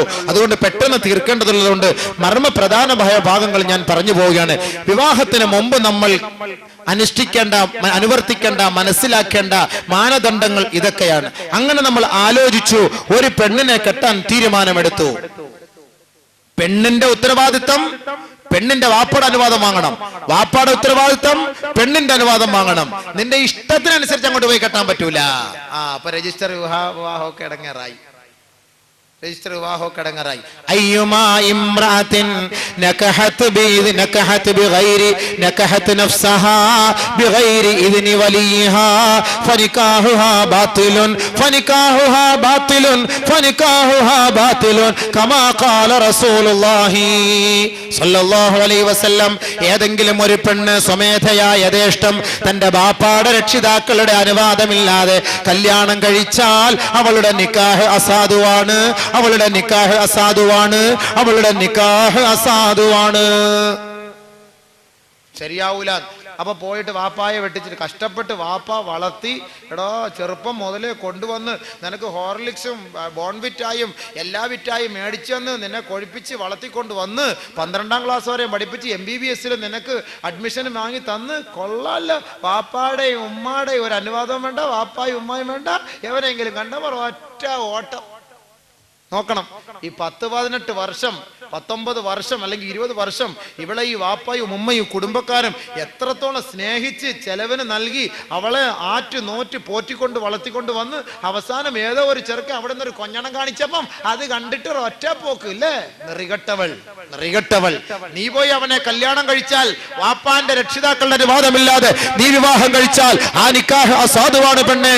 നിങ്ങൾ നടത്തുന്നത് വ്യഭിചാരമാണ്. വ്യഭിചാരത്തിന്റെ പേരിൽ നാളെ നീ ശിക്ഷ ഏറ്റുവാങ്ങേണ്ടി വരും. പിതാവിന്റെയും വാപ്പയുടെയും പൊരുത്തം നീ വാങ്ങാത്തതിന്റെ പേരിൽ നാളെ അള്ളാഹുവിന്റെ കോടതിയിൽ പിടിച്ചു നിർത്തേണ്ടി വരും. ഇസ്ലാമിക ആദർശങ്ങളെ പണയപ്പെടുത്തിക്കൊണ്ട് അനിസ്ലാമിക ജീവിതത്തിന് നീ തുടക്കം കുറിച്ചതിന്റെ പേരിൽ അള്ളാഹുവിന്റെ കോടതിയിൽ ഹാജരാക്കപ്പെടുക മാത്രമല്ല, മുഖം കുത്തപ്പെട്ട നിലയിൽ നാളെ ഖാറൂന്റെയും ഫിർഔന്റെയും ഹാമാന്റെയും കൂട്ടത്തിൽ നരകകുണ്ടാരത്തിലേക്ക് നീ വലിച്ചെറിയപ്പെടും പെണ്ണെ. അതുകൊണ്ട് കരുതിയിരുന്നോ?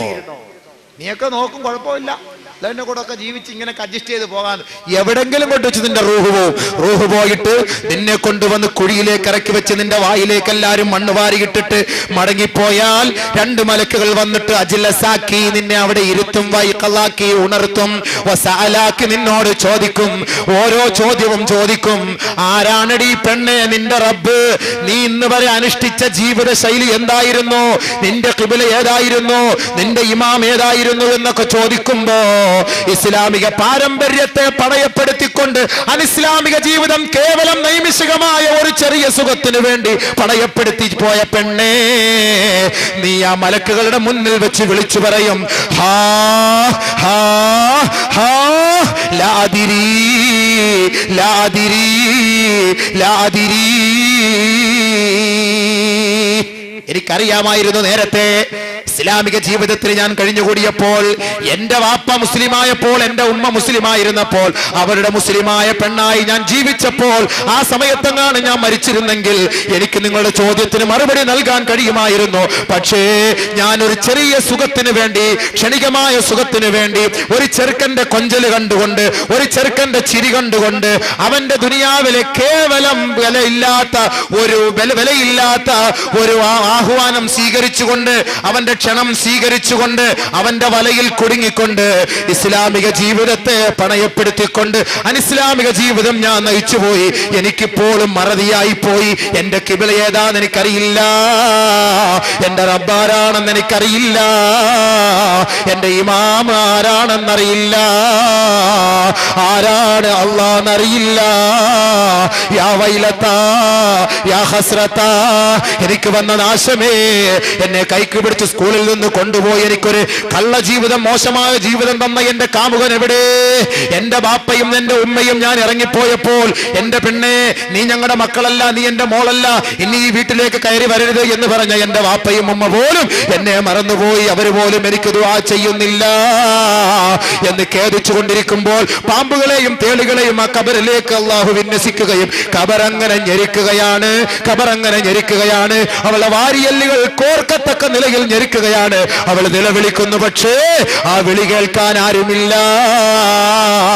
പെണ്ണിനെ സ്വന്തം വീട്ടിൽ നിന്ന് ഇറക്കിക്കൊണ്ടുപോകാൻ കാറുമായി 100 കണക്കിന് കൂട്ടുകാർ വന്നപ്പോൾ, മയ്യത്തായി കട്ടിലിൽ കിടക്കുമ്പോൾ, ഖബറിൽ കിടക്കുമ്പോൾ, പെണ്ണെ 2 പേരുടെ മുന്നിൽ നിനക്ക് പിടിച്ചു നിൽക്കാൻ കഴിയാതെ വന്നെങ്കിൽ അതാണ് അള്ളാഹുവിന്റെ റസൂൽ പറഞ്ഞത്, നിന്നെ വളർത്തി വലുതാക്കി കൊണ്ടുവന്ന നിന്റെ ബാപ്പയുടെ അനുവാദമില്ലാതെ എങ്ങാളും രജിസ്റ്റർ ഓഫീസിൽ പോയി ആരാന്റെ പിറകെ ഇറങ്ങിപ്പോയി ആദർശം പണയം വെച്ച് നീ കല്യാണം നടത്തി ജീവിതം നയിച്ചാൽ ഫനിക്കാഹുഹാ ബാത്തിലുൻ, ഫനിക്കാഹുഹാ ബാത്തിലുൻ, ഫനിക്കാഹുഹാ ബാത്തിലുൻ. ഒരു പ്രാവശ്യമല്ല അള്ളാഹു പറഞ്ഞത്, അള്ളാന്റെ റസൂൽ പറഞ്ഞത്. 2 പ്രാവശ്യമല്ല അള്ളാന്റെ റസൂൽ പറഞ്ഞത്, 3 പ്രാവശ്യം ആവർത്തിച്ചു പറഞ്ഞു, അവളുടെ നിക്കാഹ് അസാധുവാണ്, അവളുടെ നിക്കാഹ് അസാധുവാണ്, അവളുടെ നിക്കാഹ് അസാധുവാണ്.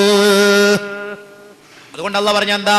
ഫൻകിഹൂഹുന്ന ബിഇദ്നി അഹ്ലിഹിന്ന, പെണ്ണുങ്ങളുടെ അനുവാദവും വാങ്ങണം, വാപ്പാടെ അനുവാദവും വാങ്ങണം. ലാ നിക്കാഹ ഇല്ലാ ബിവലി, വലിയില്ലാതെ നിക്കാഹില്ല, വലിയുടെ അനുവാദം ഇല്ലാതെ നിക്കാഹില്ല. അതുകൊണ്ട് പെണ്ണിന്റെ അനുവാദം വേണം, വാപ്പയുടെ അനുവാദം വേണം.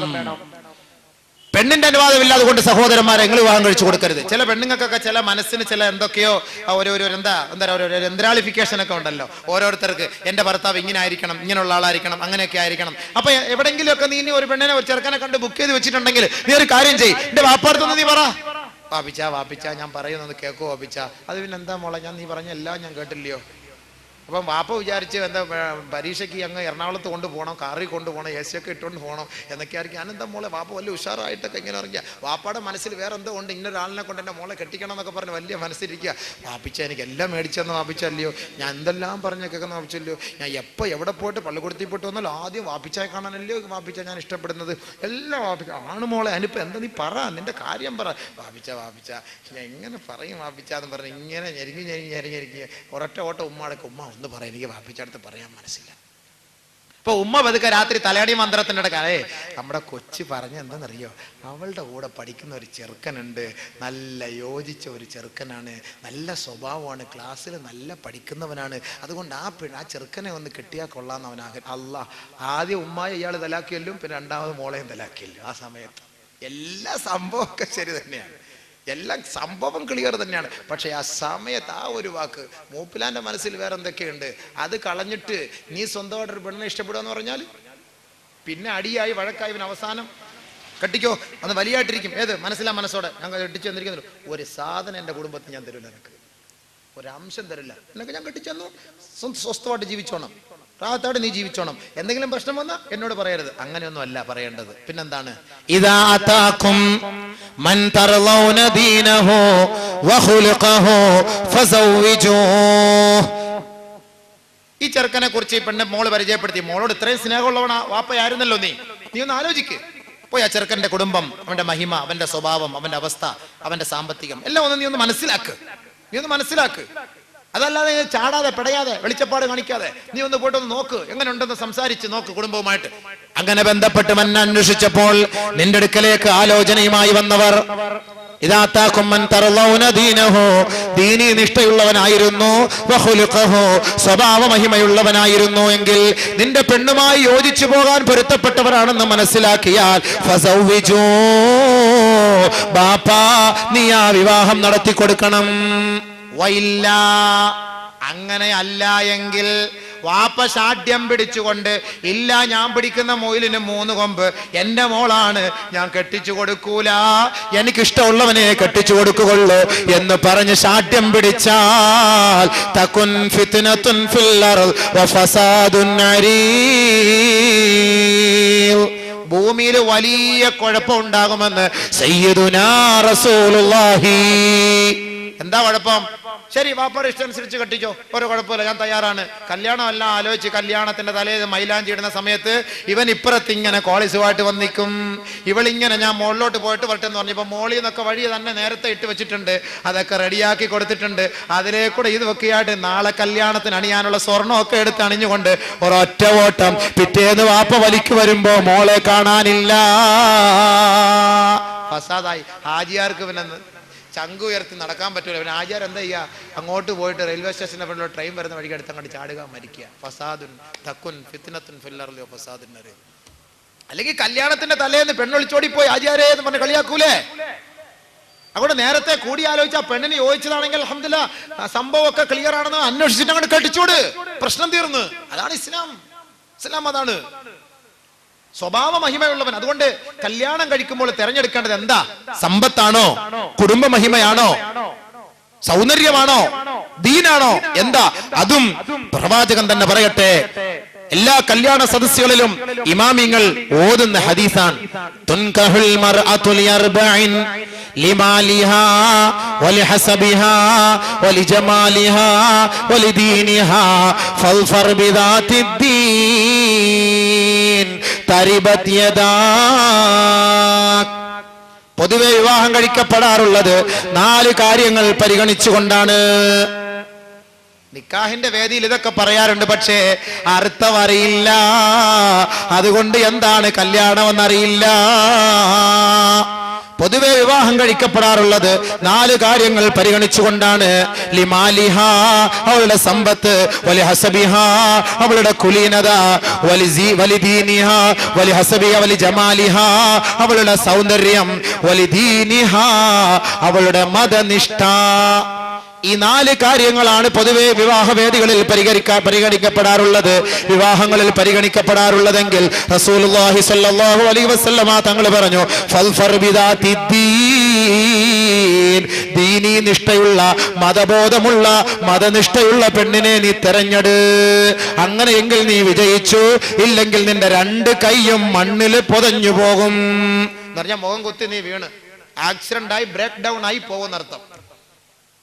റസൂലുള്ള ഇതിനെ ഒന്നും കൂടെ ഒന്ന് വിശദീകരിച്ചിട്ട് പറഞ്ഞു, ലാ തുസൗവിജൂൻ ലിഹുസ്നിഹിൻ ഫഅസാ ഹുസ്നുഹുൻ അയ്യുർദിയഹുൻ. ഏ സഹോദരങ്ങളെ, ലോകൈക ഗുരു മുഹമ്മദ് മുസ്തഫ സല്ലല്ലാഹു അലൈഹി വസല്ലമ തങ്ങൾ പരിശുദ്ധമായ ഹിജാസിന്റെ മണ്ണിൽ ചവിട്ടിക്കൊണ്ട് 21ാം നൂറ്റാണ്ടിൽ താമസിക്കുന്ന മുസ്ലിമേ, നിനക്ക് വേണ്ടി പറഞ്ഞു തരുന്ന പ്രഖ്യാപനമാണ്. ആ പ്രഖ്യാപനത്തിന് നീ ചെവി കൊടുത്തില്ല എങ്കിൽ നീ കുടുംബ ജീവിതത്തിൽ ധാരാളം അസഹ്യതകൾ ഏറ്റുവാങ്ങേണ്ടി വരും. ലാ തുസവ്വിജൂഹുന്ന ലിഹുസ്നിഹിൻ, പെണ്ണിനെ അവളുടെ സൗന്ദര്യം മാത്രം നോക്ക് നീ വിവാഹം കഴിക്കല്ലേ. അങ്ങനെ നീ വിവാഹം കഴിച്ചാൽ അങ്ങനെ എങ്ങാനും നീ വിവാഹം കഴിച്ചാൽ അവൾ നിന്റെ വാക്കുകൾക്ക് മറികടന്നേക്കാം, നിന്റെ നിന്റെ നിർദ്ദേശങ്ങളെ അവൾ മറികടന്നേക്കാം, നിന്റെ വാക്കുകൾ അവൾ സ്വീകരിക്കുകയില്ല. നിന്റെ വാക്ക് സ്വീകരിക്കണമെങ്കിൽ നിനക്ക് പറ്റിയ യോജിച്ച പെണ്ണിനെ കെട്ട്. നിന്നേക്കാൾ വലിയ സൗന്ദര്യമുള്ള, നാട്ടിലെ പെണ്ണുങ്ങളെക്കാൾ സൗന്ദര്യമുള്ള, സൗന്ദര്യത്തിൽ ആകൃഷ്ടനായിക്കൊണ്ട് പെണ്ണിനെ നീ വിവാഹം കഴിക്കാൻ തയ്യാറായാൽ ആ പെണ്ണ് പറയുന്നത് നീ കേൾക്കേണ്ടി വരും. എനക്കോട്ട് ഒഴിവാക്കാനും പറ്റൂല. വീണ്ടും റസൂലുള്ള പറഞ്ഞു, ലാ തുസവ്വിജൂഹുന്ന ലിമാലിഹിൻ ഫഅസാ മാലുഹുൻ അയ്യുത്ഗിയഹുൻ. സമ്പത്ത് മാത്രം ആഗ്രഹിച്ചുകൊണ്ട് നീ കല്യാണം കഴിക്കല്ലേ, സമ്പത്ത് മാത്രം പ്രതീക്ഷിച്ചുകൊണ്ട് വിവാഹം കഴിക്കല്ലേ. അങ്ങനെ എങ്ങാനും സമ്പത്ത് മാത്രമാണ് നിന്റെ മോഹമെങ്കിൽ അങ്ങനെ നീ വിവാഹം കഴിച്ചാൽ നിന്നെ വഴികേടിലേക്ക് അത് കൊണ്ടെത്തിക്കുമെന്ന് സയ്യിദുനാ വസനദുനാ വശഫീഉനാ റസൂലുള്ളാഹി സ്വല്ലല്ലാഹു അലൈഹി വസല്ലം. സമ്പത്ത് മാത്രം നോക്കി കല്യാണം കഴി. നീ പറയുന്ന അനുസരിച്ച്, അവള് പറയുന്ന അനുസരിച്ച് നീ കൊണ്ടുപോകണം. എനിക്ക് നാളെ വീട്ടിൽ പോകണം. അതല്ലാതെ പോയി ഇരുന്നിട്ടൊന്നും ആലോചിക്കല്ല. വാപ്പാക്ക് സുഖമില്ല, ഉമ്മാക്ക് സുഖമില്ല എന്ന് പറഞ്ഞു വീട്ടിൽ പോയാൽ കൊള്ളാനെന്നൊക്കെ ഒരുപാട് നാളായില്ലേ. അത് അതവുള്ള പെണ്ണിന്റെ സ്വഭാവം അതല്ല. എനിക്ക് നാളെ വീട്ടിൽ പോകണം, അത് ഞാൻ കാണില്ല, ഞാൻ എറണാകുളത്ത് അത് പോയിക്കോ, ഞാൻ എല്ലാ ചെറുക്കനെ വിളിച്ച് വണ്ടി ഓടിച്ചോ, ഞാനങ്ങ് പോയിക്കോളാം. ആ ചെറുക്കൻ അപ്പുറത്തെ ഷാജി അവൻ വരും വണ്ടി ഓടിച്ചോണ്ട്, നിങ്ങളങ്ങ് പോയിക്കോ, നിങ്ങൾ എറണാകുളത്ത് പോയിട്ട് നേരെ അങ്ങോട്ട് വന്നേച്ചാൽ മതി, ഞാൻ അവിടെ കാണും. ആ ശരി, എടാ ഷാജി നാളെ ഇവിടെ ഒന്ന് കൊണ്ട് അങ്ങോട്ട് വിട്ടേക്കണേ. തീർന്ന് ഇടങ്ങേറ്. ചിലപ്പോൾ ആ പോക്ക് എങ്ങോട്ടാന്ന് അറിയില്ല, നേരെ അങ്ങ് പോവും, ഷാജിയായിട്ട് അവളങ്ങ് പോവും. കാര്യങ്ങൾ അങ്ങനല്ലേ പോക്ക്, കാര്യങ്ങൾ അങ്ങനല്ലേ ഇന്നത്തെ പോക്ക്. നമുക്ക് യോജിച്ച പെണ്ണെ, ദീൻ ഉള്ള പെണ്ണിനെ കെട്ട്. ദീനുള്ള പെണ്ണിനെ കെട്ടിക്കഴിഞ്ഞാൽ നിന്റെ ജീവിതത്തിൽ എല്ലാ ഭാഗങ്ങളും ക്ലിയർ ആയിരിക്കും, ഖൈറായിരിക്കും. നിന്റെ ജീവിതത്തിന്റെ സകലമാന മേഖലകളും ഖൈറായിരിക്കും, നിനക്ക് അനുകൂലമായിരിക്കും ദീനുള്ള പെണ്ണിനെ നീ തിരഞ്ഞെടുത്താൽ. ആര് തിരഞ്ഞെടുത്തു? പ്രവാചകന്മാർ, സഹാബാക്കൾ, താബിഈങ്ങൾ, തബഅ താബിഈങ്ങൾ, അയിമ്മത്തുൽ മുജ്തഹിദീങ്ങൾ, സാലിഹീങ്ങൾ, ഫുഖഹാക്കൾ, ഖുറമാക്കൾ, ഉലമാക്കൾ ദീനീ നിഷ്ഠയുള്ള ബോധമുള്ള പെണ്ണിനെ തെരഞ്ഞെടുത്തപ്പോൾ അവരുടെ ജീവിതത്തിൽ എല്ലാവിധ ഖൈറാത്തുകളും ബർക്കാത്തുകളും അല്ലാഹു നൽകി. ബഹുമാനപ്പെട്ട ഉമർ അൽ ഫാറൂഖ് റളിയല്ലാഹു അൻഹു ഒരു ദിവസം രാത്രി പട്ടണ പ്രദക്ഷിണം നടത്തുമ്പോൾ, രാത്രി ഇങ്ങനെ അവസ്ഥകളൊക്കെ മനസ്സിലാക്കാൻ ഇങ്ങനെ വരുമ്പോ ഒരു വീട്ടിലൊരു ചെറിയ വെളിച്ചം കാണുന്നു. അറിയാലോ സംഭവം എന്താ? സംഭവം പറയില്ല, നിങ്ങളെ ചിന്തയിലേക്ക് ഞാൻ കൊണ്ടുവരാൻ വേണ്ടിയാണ്, ശ്രദ്ധിക്കാൻ വേണ്ടിയാണ്. ആ വീട്ടിലൊരു വെളിച്ചം കാണുന്നു. എന്താണ് ആ വെളിച്ചം? ഉമ്മയും മകളും തമ്മിൽ വഴക്ക്. എന്താ വഴക്ക്? പാലിൽ വെള്ളം ചേർക്കണമെന്ന് ഉമ്മ, വേണ്ട എന്ന് മകൾ. ഓഹോ, അത്രയ്ക്കും മോളൊക്കെ, ഇങ്ങനെയുള്ള മോളൊക്കെ ഉണ്ടായിരുന്നോ? പാലിൽ വെള്ളം ചേർക്കണമെന്ന് ഉമ്മ, വേണ്ടാന്ന് മകൾ. അപ്പൊ ഉമ്മ പറഞ്ഞു, മോളെ പാതിര സമയായി, ഇപ്പൊ ഉമ്മർ ഒന്നും ഇവിടെ കാണൂല. ഉടനെ മകള് പറഞ്ഞ വാക്ക്, ഉമ്മ, ഉമറിനെയും എന്നെയും ഉമ്മയെയും സൃഷ്ടിച്ച ജഗന്നിയന്താവായ തമ്പുരാനുണ്ടല്ലോ ഉമ്മ, അനന്തവിശാലമായ ആകാശത്തെ സൃഷ്ടിച്ച തമ്പുരാൻ, അനന്തകോടി താരകങ്ങളെ സൃഷ്ടിച്ച തമ്പുരാൻ, താരാപഥങ്ങളെ, ഉൽക്കകളെ, ഉപഗ്രഹങ്ങളെ, ഗ്രഹങ്ങളെ സൃഷ്ടിച്ച തമ്പുരാൻ, ആ തമ്പുരാൻ ഇതെല്ലാം സസൂക്ഷ്മം വീക്ഷിക്കുന്നുണ്ട്. ഉമറിനെ അല്ല നാം തൃപ്തിപ്പെടുത്തേണ്ടത്, ആ തമ്പുരാൻ ഇതെല്ലാം കാണുന്നുണ്ട് ഉമ്മ. അതുകൊണ്ട് ആ തമ്പുരാനെ ഭയപ്പെടണം ഉമ്മ. ഇത് ഉമർ കേട്ടു. എന്റെ ഭരണത്തിന്റെ കീഴിൽ ഈ കുടിൽ വ്യവസായത്തിൽ ഇങ്ങനെയൊക്കെ ഉള്ള പെണ്ണുങ്ങളുണ്ടോ? പിറ്റേ ദിവസം ഉമർ ഫാറൂഖ് റളിയല്ലാഹു തആല അൻഹു ദൂതനെ വിട്ട് ഈ പെണ്ണിനെ വിളിപ്പിച്ചു.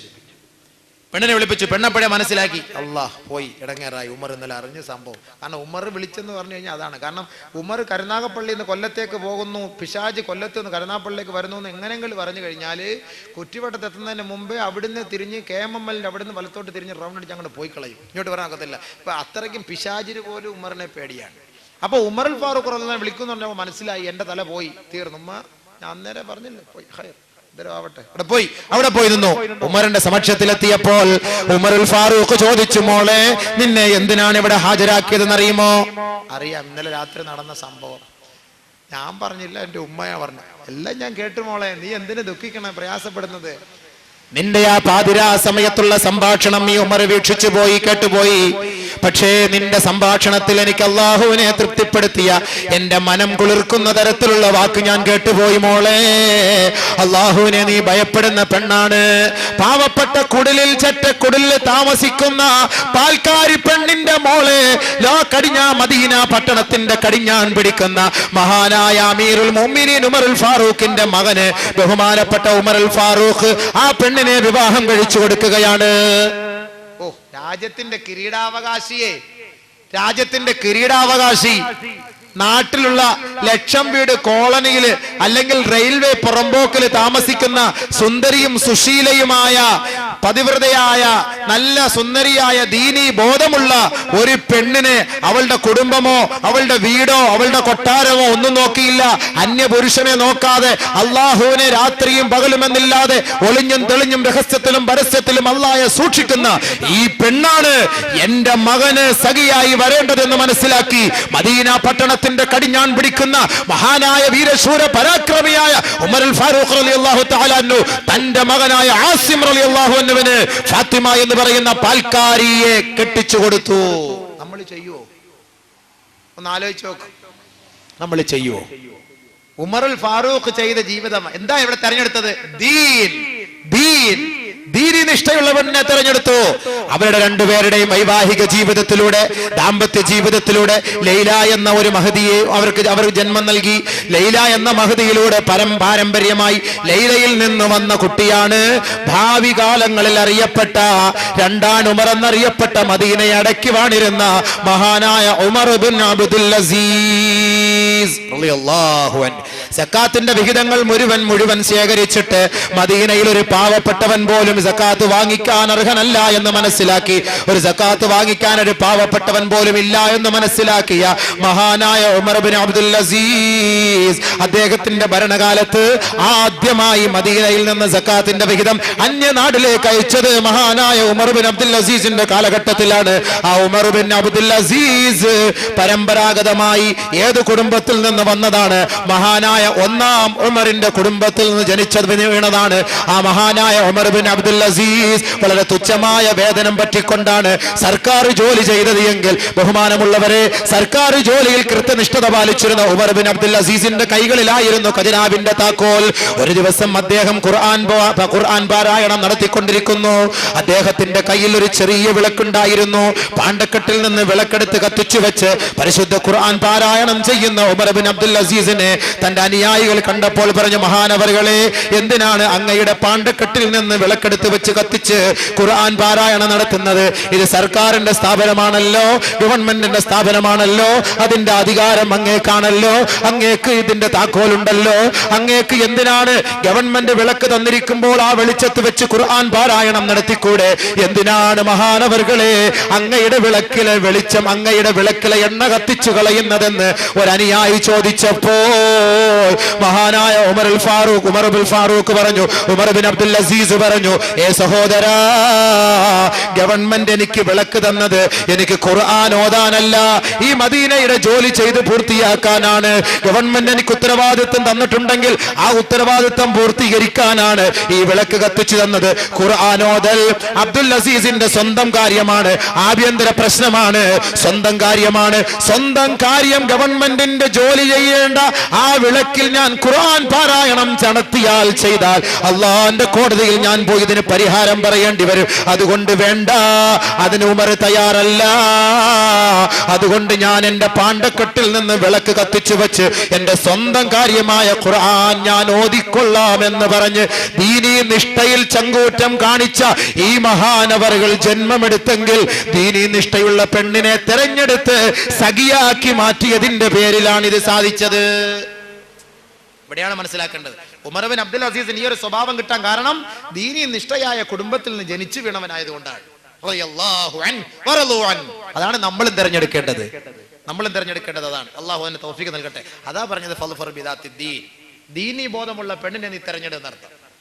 അല്ല ചുമ്മാ പണം കണ്ടിട്ടും ബ്യൂട്ടീഷ്യൻ ഇപ്പോൾ ഉള്ള പൗഡർ മൊത്തം വാരി തേച്ച് കണ്ടാ കൊള്ളാം, എനിക്ക് അവളെ മതി, ഉറക്കമില്ല, ഓടില്ല, ഒന്നുമില്ല, ഇത് കെട്ടിച്ചിഞ്ഞ് തന്നാ മതി, ഇഞ്ഞൊന്ന് കെട്ടിച്ചിഞ്ഞോട് തന്നാ മതി എന്ന്. അതുകൊണ്ട് ആലോചിക്കും, ദീനിയായ പെണ്ണിനെ വേണ്ടത്. അൽഹംദുലില്ലാഹ്, അള്ളാഹു നമുക്ക് അതിനുള്ള തൗഫീഖ് നൽകട്ടെ. ദീനിയായ പെണ്ണിനെ കണ്ടുപിടിച്ച് നമ്മൾ അടുത്ത് ഇനി കല്യാണം കഴിക്കാൻ പോവുകയാണ്. കയറി ഇരുന്ന് സ്റ്റേജിൽ ഇരുന്നിട്ട് നിക്കാഹ് കഴിക്കാൻ പോവുകയാണ്. ഇതുവരെയും കല്യാണം ആയില്ല. കല്യാണ ആലോചന, അതുമായിട്ടുള്ള ചടങ്ങ്, പെണ്ണിനെയൊക്കെ തെരഞ്ഞെടുത്ത് പിടിച്ച് ഒരു ദീനിയായ പെണ്ണിനെ എവിടെ നിന്നൊക്കെ പെറുക്കിയെടുത്ത് കൊണ്ടുവന്ന് ഇനി ഇതിനെ പൊക്കിയെടുത്ത് സ്റ്റേജിൽ കൊണ്ടുവന്ന് ഇരുത്തി ഉസ്താദന്മാരെ സാക്ഷ്യപ്പെടുത്തി 2 സാക്ഷികളൊക്കെ നിർത്തിയിട്ട് ഇവരുടെയൊക്കെ കൈക്ക് പിടിച്ച് ഇവളെ ഒന്ന് സ്വന്തമാക്കണം. സ്വന്തമാക്കിയിട്ട് ഇനി അങ്ങോട്ടുള്ള ബാക്കിയുള്ള പരിപാടി എന്തൊക്കെയാണ് ഇൻഷാ അള്ളാഹ് നമുക്കത് നാളെ ചർച്ച ചെയ്യാം. അള്ളാഹു അതിന് തൗഫീഖ് നൽകി അനുഗ്രഹിക്കുമാറാകട്ടെ. ബഹുമാനമുള്ള സഹോദരങ്ങളെ, കാലാവസ്ഥ നമുക്ക് അനുകൂലം അൽഹംദുലില്ലാഹ് ആക്കി തന്ന അള്ളാഹു. എങ്കിലും നമുക്ക് ഒരു ചെറിയ ഒരു അങ്കലാപ്പുണ്ട് അല്ലേ? മഴ പെയ്താലോ എടുത്താലോ ഇത്യാദി ഒരു ചെറിയൊരു വിഷമവും കാര്യം കണ്ട് അതുകൊണ്ട് തുടങ്ങണോ, പരിപാടി വേണോ വേണ്ടായോ, ഇന്നുകൊണ്ട് അങ്ങ് പൂർത്തിയാക്കണം എന്നുള്ളൊരു നിയത്തോടു കൂടിയാണ് ഞാൻ വന്നത്. പക്ഷേ വന്നപ്പോൾ അൽഹംദുലില്ലാഹ് നിങ്ങളൊക്കെ എവിടെ നിന്നൊക്കെയോ എഴുന്നേറ്റ് സട കുടഞ്ഞോടെ വന്നിട്ടുണ്ട്. അള്ളാഹു അർഹമായ കൂലി നൽകി അനുഗ്രഹിക്കുമാറാകട്ടെ. ഈ അൽ അമീൻ സംഘടന വിശ്വസ്ത സംഘടനയാണ്. അൽ അമീൻ എന്ന പേരിന് തന്നെ ഇസ്മ മുസമ്മയൊത്ത സംഘടനയാണ്. ബഹുമാനമുള്ളവരെ, വളരെ 10-67 പേര് ഒക്കെ അംഗങ്ങൾ ഉണ്ടായിരുന്നു എന്നൊക്കെ പറഞ്ഞിട്ട് ഇപ്പം 4 പേര് മാത്രമേ രംഗത്ത് കാണുന്നുള്ളൂ. എന്തോ അള്ളാഹു ആലം. അള്ളാഹു അവർക്ക് നല്ല കൂലി നൽകട്ടെ. ദീനിന്റെ കാര്യത്തിലൊക്കെ വളരെ തുച്ഛമായ ആൾക്കാരെ കാണുള്ളൂ. സുഹൃത്തുക്കളെ, സഹോദരന്മാരെ, ഈ സാധുക്കളെ നിങ്ങൾ വേണ്ടവണ്ണം സഹകരിക്കണം, അവരോട് സഹകരിക്കണം. അവരുടെ സ്വന്തം കാര്യത്തിന് വേണ്ടിയിട്ടല്ല, പാവപ്പെട്ട പെണ്ണിൻ്റെ ഒരു ജീവിതത്തിന് വേണ്ടി, പാവപ്പെട്ടവരെ സഹായിക്കുന്നതിന് വേണ്ടി, രോഗികളെ രക്ഷപ്പെടുത്തുന്നതിന് വേണ്ടി അവരാൽ കഴിയുന്ന ഒരു സഹായം നിങ്ങൾക്ക് പ്രചോദനം നൽകി നല്ല നസിഹത്തുകൾ കേൾപ്പിച്ച് നിങ്ങൾ ആ പാവപ്പെട്ടവർക്ക് വേണ്ടി പൈസ തന്ന് അത് ദുആ ചെയ്യിപ്പിച്ച് അവർക്ക് എത്തിച്ചു കൊടുക്കുക എന്ന ഒരൊറ്റ ബോധ്യമാണ്, ഒറ്റൊരു ഉദ്ദേശ ലക്ഷ്യമാണ് അവർക്കുള്ളത്. അതുകൊണ്ട് ഇൻഷാ അള്ളാഹ് ഇന്ന് ഞാൻ നിങ്ങളോടൊന്നും ചോദിക്കുന്നില്ല. ഞാൻ ഇന്ന് പറയുന്നു, ഈ വിഷയത്തിൻ്റെ തുടക്കം നാളെയാണ് കല്യാണം. അവിടെ മുതൽ എന്താണ് ചെയ്യേണ്ടത്? ഭാര്യയോടുള്ള കടപ്പാട്, ഭർത്താവിനോടുള്ള കടപ്പാട്, മക്കളോടുള്ള കടപ്പാട്, ഇത് നിങ്ങൾ കേട്ടിരിക്കണം, ഇത് മനസ്സിലാക്കിയിരിക്കണം. എന്നിട്ട് വേണം വൈവാഹിക ജീവിതത്തിലേക്ക് നിങ്ങൾ കടക്കാൻ. ഇത് മനസ്സിലാക്കണം. അതല്ലാതെ കണ്ട് ചുമ്മാതെ കയറി പെണ്ണ് കെട്ടാൻ നിന്നിട്ട് ആകെ ഇടങ്ങേറാകാൻ നിൽക്കണ്ട. അതുകൊണ്ട് ഇത് മനസ്സിലാക്കാൻ നിങ്ങൾ നാളെ നിർബന്ധമായിട്ട് വരും. ഇൻഷാ അല്ലാഹ് കുറച്ചുകൂടെ നേരത്തെ വന്നാൽ നമുക്ക് നേരത്തെ തന്നെ തുടങ്ങി നേരത്തെ തന്നെ അവസാനിപ്പിക്കാം. നാളെ നിങ്ങൾ ഈ പരിപാടിയിൽ പങ്കെടുക്കുകയും ചെറിയ ഒരു സാമ്പത്തികമായ സഹായം നിങ്ങളുടെ ഭാഗത്ത് നിന്ന് ഇൻഷാ അല്ലാഹ് ഈ അൽ അമീൻ സംഘടനയ്ക്ക് വേണ്ടി, നിങ്ങളുടെ നാട്ടിലേക്കുള്ള സംഘടനയ്ക്ക് വേണ്ടി നിങ്ങൾ ചെയ്ത് അവരുടെ ഇതിന്റെ സംഘാടകരായ ജനങ്ങളുടെ, കുട്ടികളുടെ, യുവാക്കളുടെ മനസ്സിനെ നിങ്ങൾ കുളിർമയുള്ളതാക്കുകയും അതിലൂടെ അള്ളാഹുവിന്റെ പ്രീതിയും പൊരുത്തവും ഉണ്ടാക്കിയെടുക്കാൻ വേണ്ടി പരിശ്രമിക്കുകയും ചെയ്യണമെന്ന് അഭ്യർത്ഥിച്ചുകൊണ്ട് എൻ്റെ വാക്കുകൾ നിർത്തുന്നു. അള്ളാഹു തആല നമ്മുടെ ഒരുമിച്ച് കൂടലിനെ കബൂലാക്കുമാറാകട്ടെ. അർഹമുർ-റഹീമായ തമ്പുരാനെ, കരുണയുള്ള അള്ളാഹുവേ, രാജാതിരാജനായ നാഥ, ഞങ്ങളുടെ സദസ്സിനെ നീ സ്വീകരിക്കണമേ അള്ളാഹുവേ. ഞങ്ങളായ സാധുക്കളായ ഞങ്ങളെ നീ കബൂലാക്കണമേ അള്ളാഹുവേ. ഞങ്ങളുടെ പാവങ്ങളെ നീ പൊറുപ്പ് മാപ്പാക്കി തരണമേ അള്ളാഹുവേ. ഞങ്ങളെ ഒരുമിച്ച് കൂടി എല്ലാവരെയും സ്വർഗ്ഗത്തിൽ ഒരുമിച്ച് കൂട്ടണമേ തമ്പുരാനെ.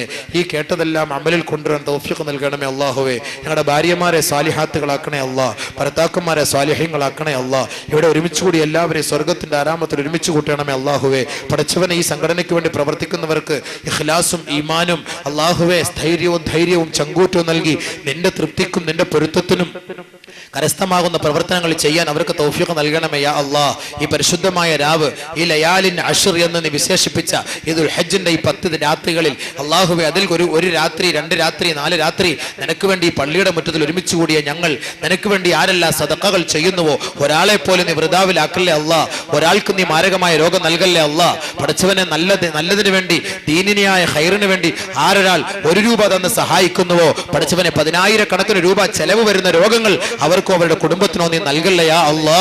സഹായിക്കണേ യാ അല്ലാ. അപകടങ്ങൾ, ആപത്തുകൾ, ബലാ, മുസീബത്തുകൾ, ഈമാനില്ലാത്ത മരണത്തെ തൊട്ട് ഞങ്ങളെയും ഞങ്ങളുടെ അഹ്ലുകാരെ നീ സംരക്ഷിക്കണമേ തമ്പുരാനെ. റബ്ബനാ തഖബ്ബൽ മിന്നാ ദുആന ഇന്നക അന്ത സമീഉൽ അലീം വതുബ് അലൈനാ ഇന്നക അന്ത തവ്വാബുർ റഹീം. ആമീൻ ബിറഹ്മതിക യാ അർഹമർ റഹീമീൻ. വൽഹംദുലില്ലാഹി റബ്ബിൽ ആലമീൻ. സല്ലല്ലാഹു അലാ മുഹമ്മദ് സല്ലല്ലാഹു അലൈഹി വസല്ലം. സല്ലല്ലാഹു അലാ മുഹമ്മദ് സല്ലല്ലാഹു അലൈഹി വസല്ലം. اللهم صل على محمد يا رب صل عليه وسلم وصل على جميع الانبياء والمرسلين والحمد لله.